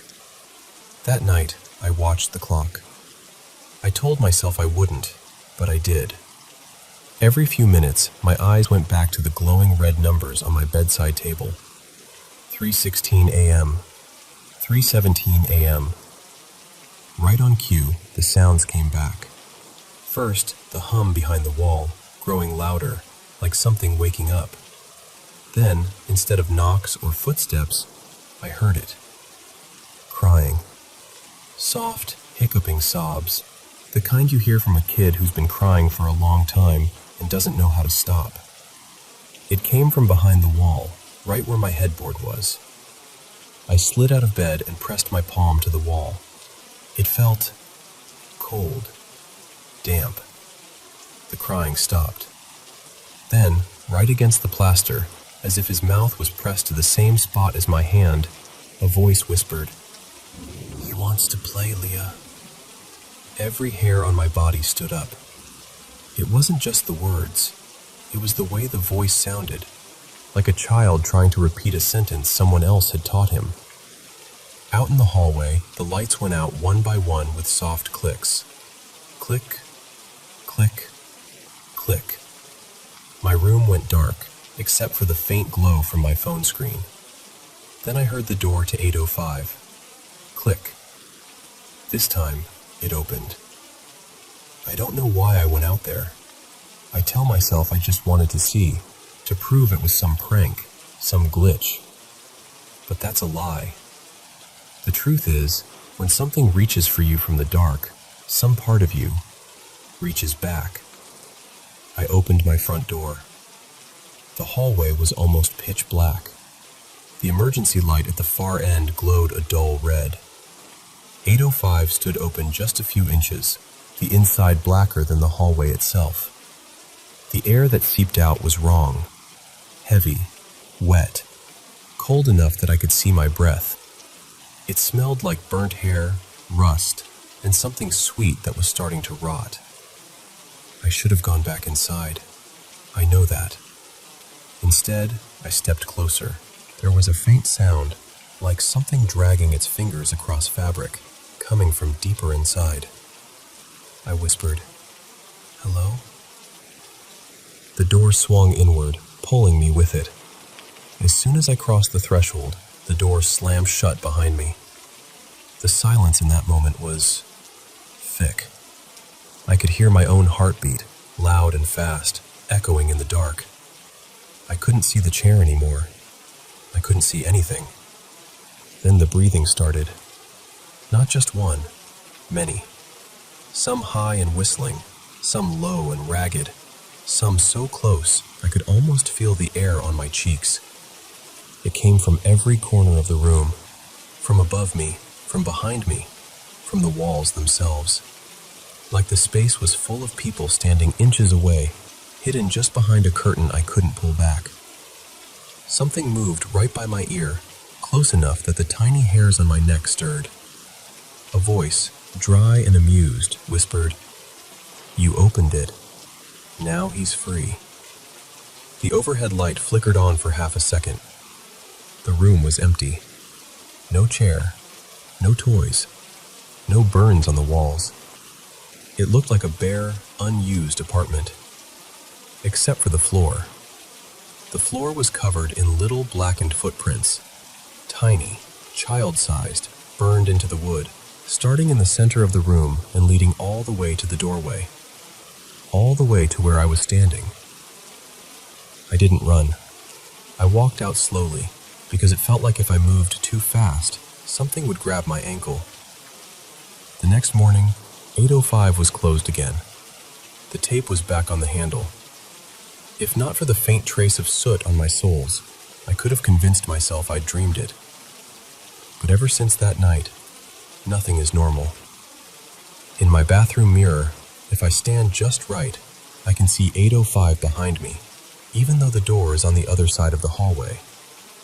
Sometimes there's a shape in the doorway. Sometimes there isn't.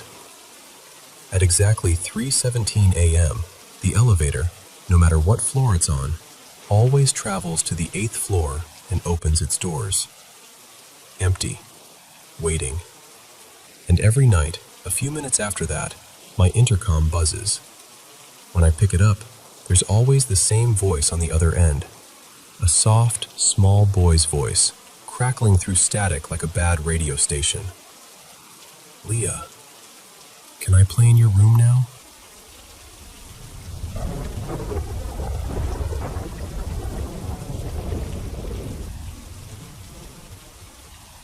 Okay, so I'm just gonna tell this straight, like we're having coffee, all right? Because every time I keep it in, it gets worse. I still remember the ad that popped up on my phone. Cloudvale Mountain Spa, where silence heals you.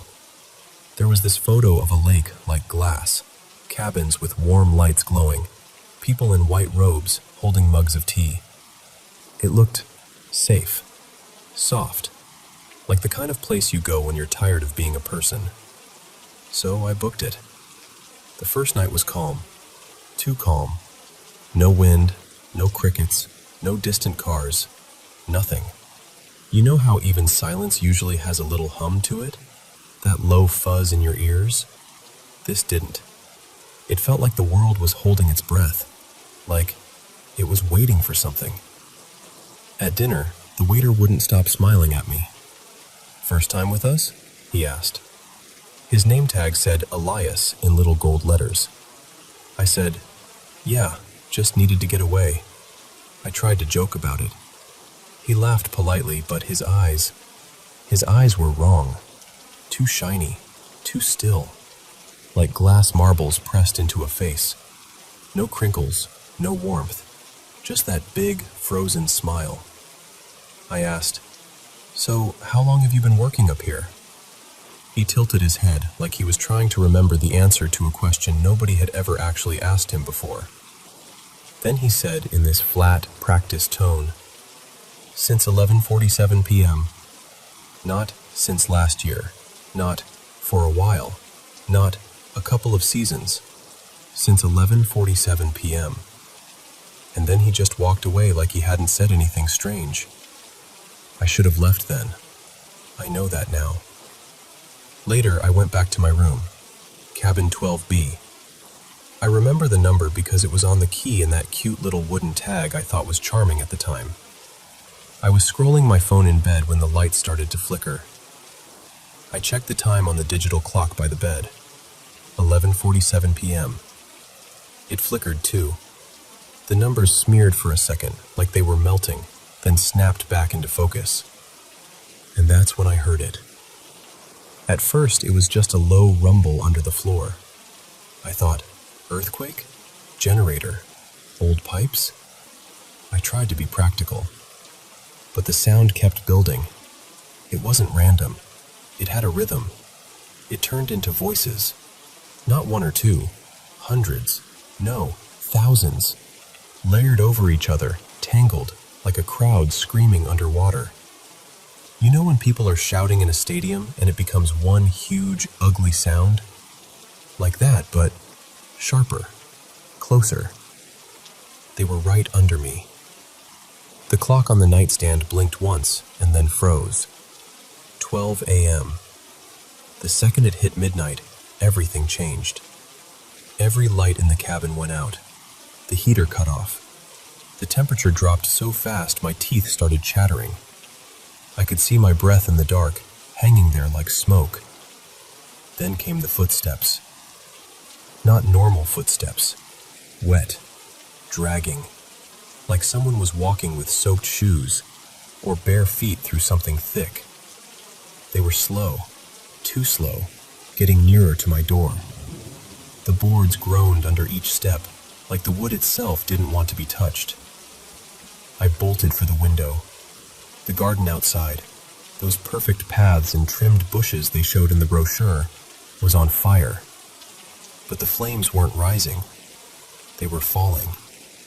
They slipped down like bright liquid, sinking into the soil. Like the ground was thirsty and the fire was being poured into it. Everything looked upside down, like gravity was wrong. The sky had gone this deep, bruised red, and the moon, God, the moon was just a black disk, a hole where light should have been. It had started to bubble. The surface buckled and popped like a pot someone forgot on the stove. Steam rolled off it in heavy waves, and I swear to you, I heard something laughing in that steam. Not loud, just pleased. Then the fire alarm went off. Not the sharp, frantic beeping you expect. It was slower, low, almost musical, but wrong, like a lullaby played on broken speakers. It echoed across the cabins, but no doors opened. No one stepped onto the porches. No one shouted, "What's going on?" It was like I was alone, but I knew I wasn't. I grabbed my hoodie, shoved my feet into my shoes without socks, and yanked open my door. The hallway of my building, because it wasn't some cute cabin anymore, it felt like a hotel corridor now, was lit by emergency strips along the floor. Red, pulsing lights that made everything look like it was underwater. Halfway down, one of the doors was open a crack. Room 12D. The same soft, slow dragging sound came from inside. I didn't look. I couldn't. I just headed for the lobby. When I stepped in, I froze. All the guests were there. Not sitting on the couches, not talking at the bar. They were standing, perfectly still, facing the walls.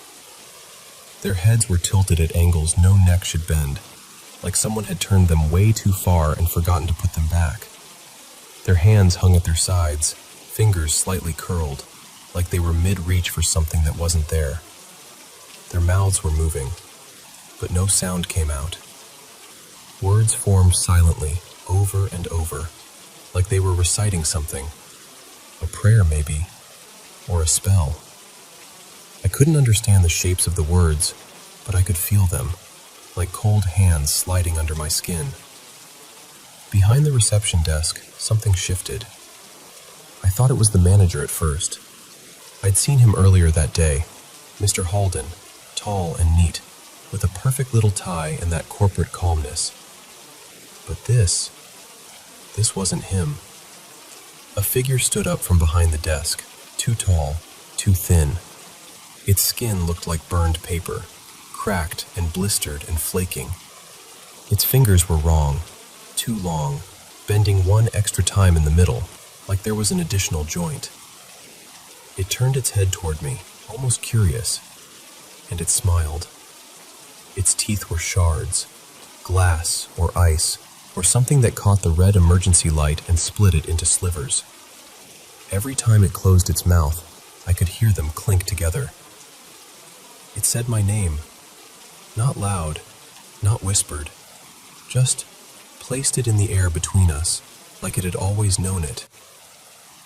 You made it right on time. The voice didn't come from its mouth.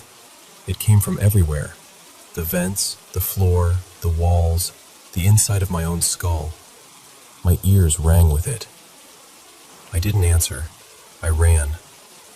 I grabbed one of the lobby doors, yanked it open, and stepped into a hallway. Same red carpet, same lamps, same faint smell of smoke and something rotten underneath it. I tried another door. Hallway. Another. Hallway. Every exit was the same corridor, repeating like a bad copy and paste job. I started shouting, cursing, pounding on the walls with my fists. The wallpaper was some floral pattern in soft beige and gold, and under my hands it felt warm. Not just warm, alive.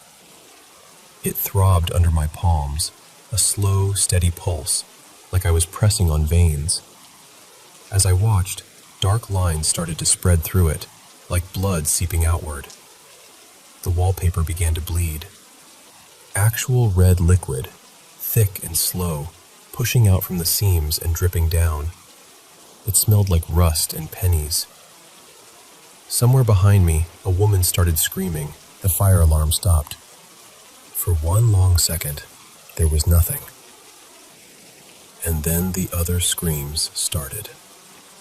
This time, they came from behind the doors, from inside the rooms.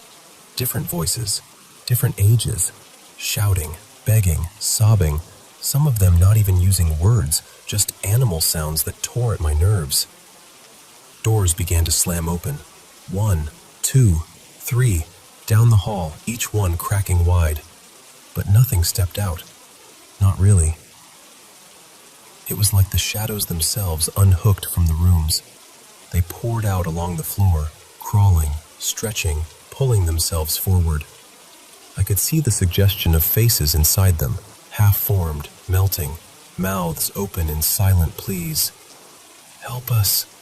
Don't look at it. It's hungry. The words slid into my head without sound.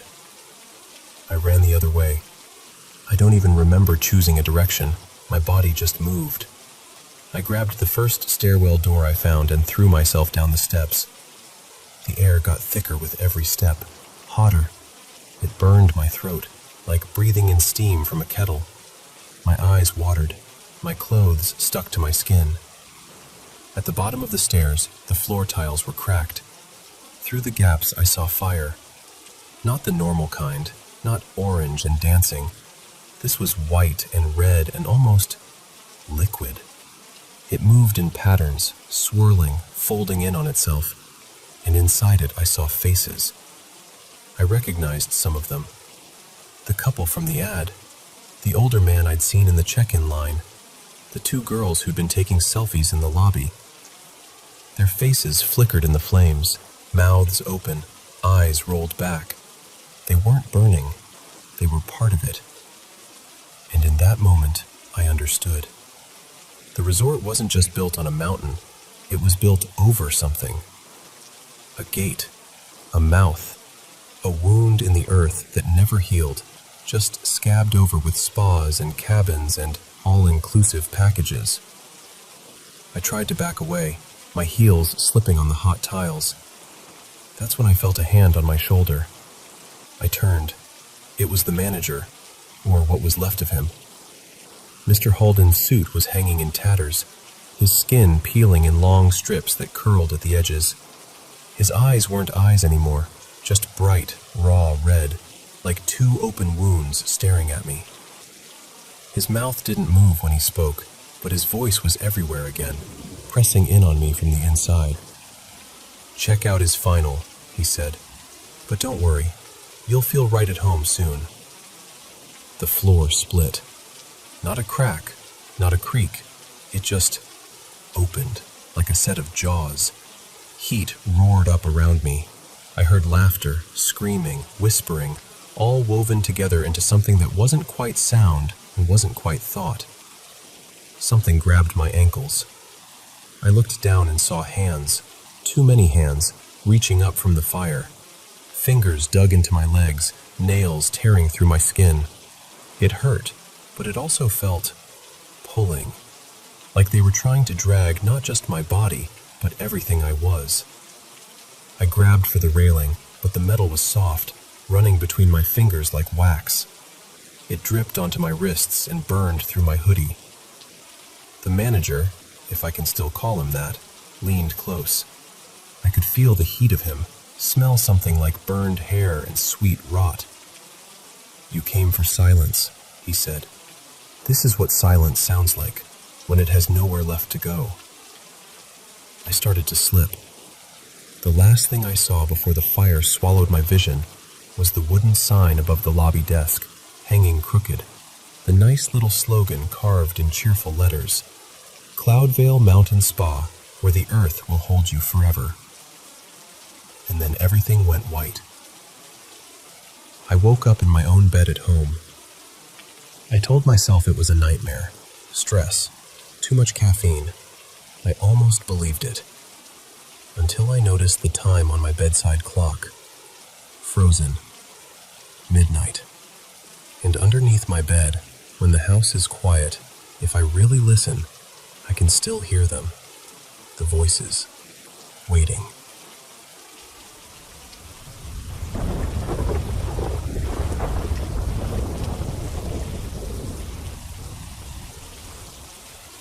I don't usually tell this story. Honestly, I don't like remembering it. But you're listening, and I can feel that you're taking me seriously. So, I'll try. My name is Dr. Mira Kovalenko. I'm a radiation biologist, and a few years ago, 2021, we were sent into the Chernobyl exclusion zone near Pripyat. Officially, our task was simple: study long-term radiation mutations, collect soil and tissue samples, document what decades of contamination had done to the ecosystem. It sounded dangerous in the way you can quantify. Numbers, readings, protective gear. That kind of danger never bothered me. You can plan around it. I thought hell was a metaphor. I don't think that anymore. From the moment we crossed the perimeter, something felt wrong. Not dramatic, not like in the movies, just off. The air had a weight to it, like you're standing under high voltage lines. The kind of humming you don't hear, but your bones do. Our Geiger counters chattered steadily, like we expected. But sometimes, they did something that didn't make sense. They didn't go down. They went quiet. Not low background quiet, just dead. A flat line. No ticks, no noise, as if the radiation had stepped out of existence for a few seconds. And every time that happened, a cold would roll over us. Not a draft, not the weather. A deep, marrow-level cold, like your body suddenly remembers what it's like to be a corpse. We joked about it at first. Scientists cope with humor, you know? Dima, our tech, kept calling it the ghost mode. I laughed. I wish I hadn't. There were 4 of us on that team. Tomas, a seismologist from Prague, tall and quiet, always scribbling in his little notebook. Irina, our botanist, soft-spoken, the kind of person who apologizes before stepping on a dead leaf. Dima, like I said, our equipment guy, young, loud, always with some awful playlist in one earbud. And me, trying to keep everyone's exposure under control and pretending I wasn't already uneasy. On the 3rd night, the camp lights started flickering. The generators were stable, fuel was fine, wording checked out. Still, the lamps would dim and flare like something was breathing through them. We'd set up tents near an overgrown parking lot, the concrete cracked and pushing up little islands of moss. There was this thick mist that night, hanging low around the tree line. I remember staring at it, feeling like it was listening. Around midnight, Tomas called out from his tent. "Mira? Dima? Is that you out there?" I was in my own tent, going over the day's readings. Dima was muttering to himself, trying to fix a temperamental data logger. We both answered at the same time that we weren't outside. I heard Tomas's zipper slide open. Then, silence. He didn't shout. He didn't scream. Just a long, empty pause. I grabbed my flashlight and stepped out. The air was colder, and the mist had pressed closer, almost at our feet now. Tomas's tent flap was wide open. His sleeping bag was half unrolled, warm when I touched it. But he was gone. No struggle. No scattered equipment. Just a neat line of footprints leading away from his tent toward the trees. Bare footprints. Not boot prints. Bare, human feet. Except they weren't normal prints in the dirt. They looked like someone had pressed hot metal into the soil. The edges were charred, as if the ground itself had burned around each step and then cooled. We followed them with our lights, but about 20 meters into the trees, they just stopped. No body, no Tomas, no more footprints. Just dark. I almost didn't press play. You can still hear the canvas of his tent rustling, the zip opening, his breath puffing in the cold. Then his voice, shaking in a way I had never heard from him. He says, "Who's there? This isn't funny." There's a pause, and you can hear something. Not footsteps, more like the crunch of earth shifting under something heavy that doesn't quite touch the ground. Then Tomas whispers, "Your feet. They're burned." Another pause, and then, "If anyone finds this, don't follow them. Don't ever follow the footprints." The recorder clicks, and that's it. We argued about what to do next, of course. Protocol said we should retreat, report a missing team member, wait for instructions. But the nearest proper support base was hours away, and the zone doesn't exactly have a quick response unit. So we kept working, and planned to pull out the next day. That was our mistake. We went closer to Reactor 4 that afternoon. You've seen the photographs, I'm sure. The new safe confinement arch, the concrete, the steel. It looks like a tomb someone built for a god they were afraid would wake up. On the way there, the silence started. Not just the Geiger counters this time. The birds, the wind, the distant creak of old metal, all of it faded. You think silence is peaceful, It's not. True silence feels like pressure, like the world is holding its breath. Our counters ticked, ticked, ticked, and then flatlined. All of them, at once. The cold slammed into us again, so hard my teeth hurt. I could see my breath, even though the actual temperature hadn't dropped that low. We stood at the edge of the sarcophagus, staring up at it. And that's when I saw the light. It wasn't dramatic, not a beam or a flare, just a thin, pale blue shimmer leaking from hairline cracks in the structure. At first I thought it was Cherenkov radiation, like you might see in a pool reactor. But this light moved. It pulsed, almost like something inside was breathing slowly, pressing itself against the walls and then drawing back. Dima stepped forward with his dosimeter, mumbling something about probably just scattered interference. He held the device up, and it went from dead silent to screaming in half a second. Full scale, maxed out. Then it cut off. The display went black. Dima froze.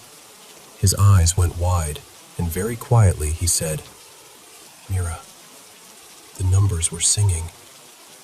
I asked him what he meant. He said, "It wasn't random. It was patterned, like a choir." And then we heard it too. At first I thought it was the wind, but there was no wind. The sound seeped out of the concrete, a low murmur, like the buzz in a crowded room when everyone's talking at once. It grew clearer, resolving into individual voices.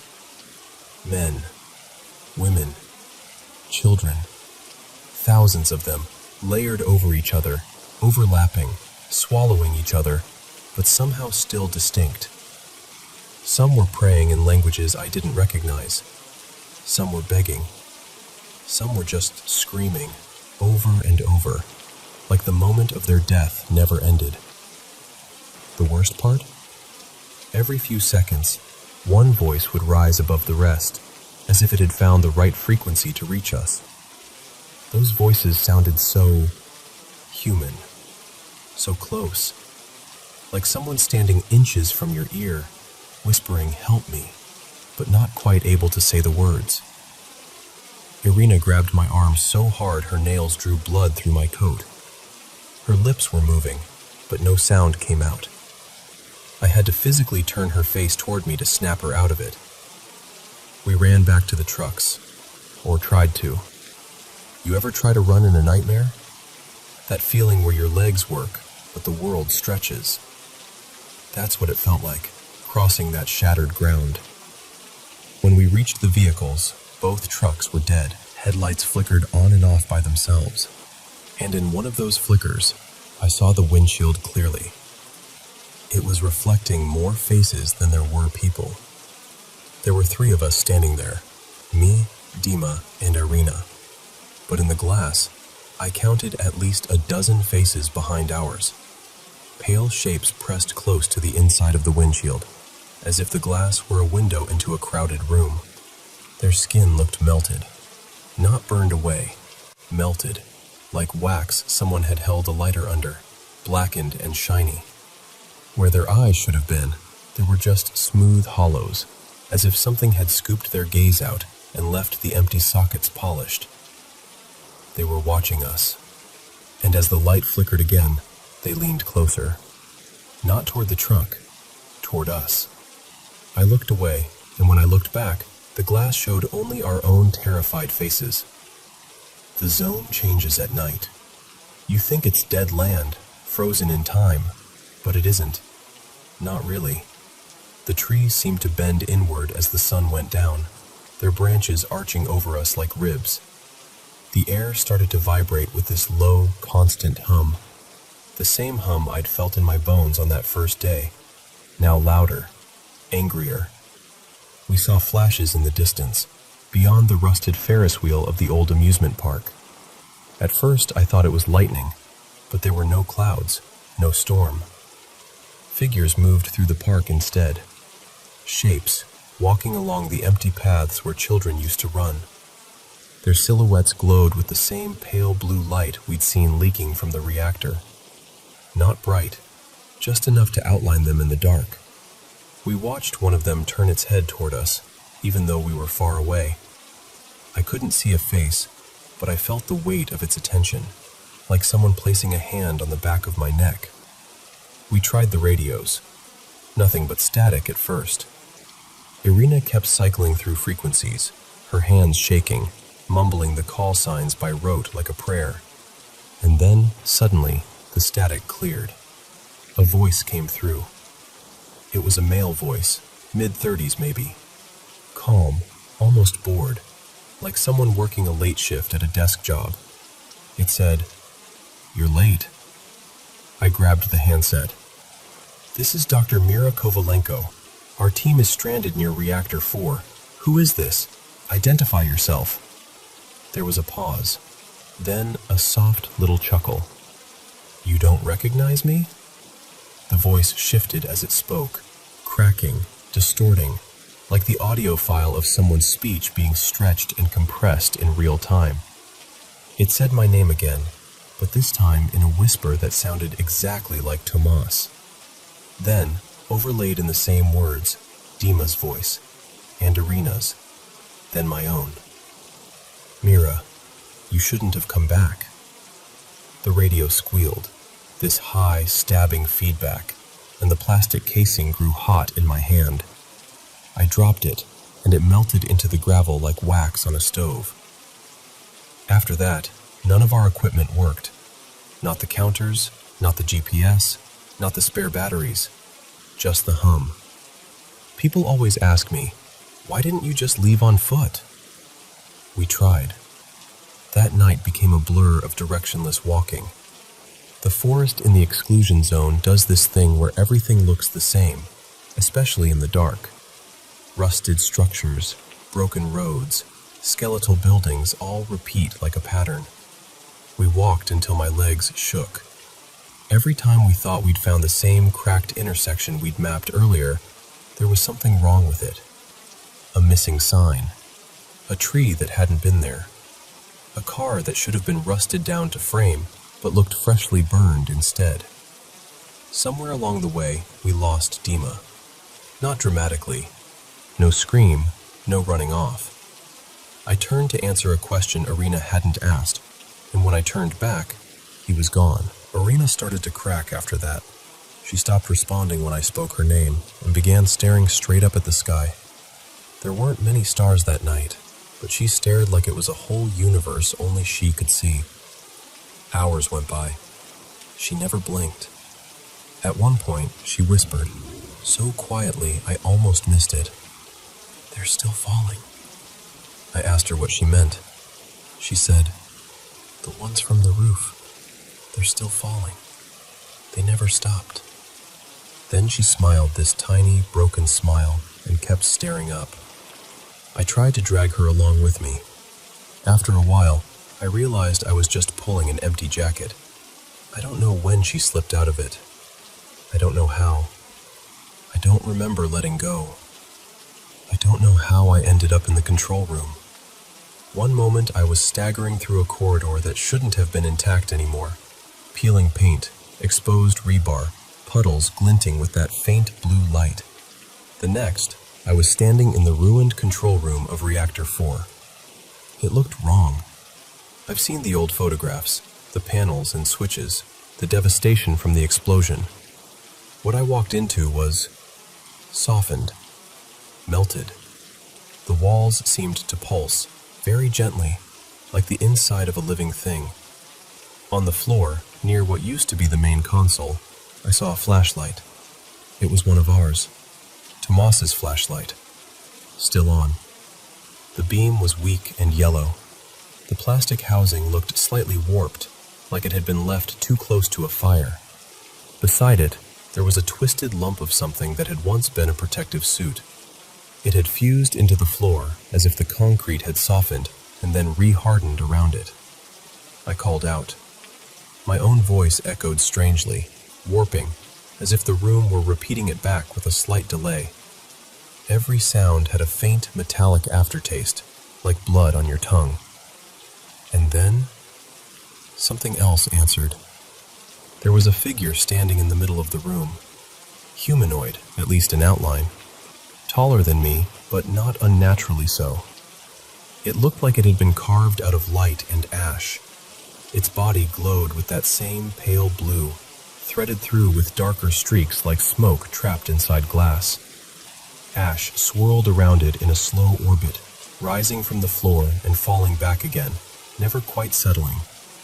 Its face was the worst part. It never settled. One heartbeat, it was Tomas, eyebrows knit in quiet concentration.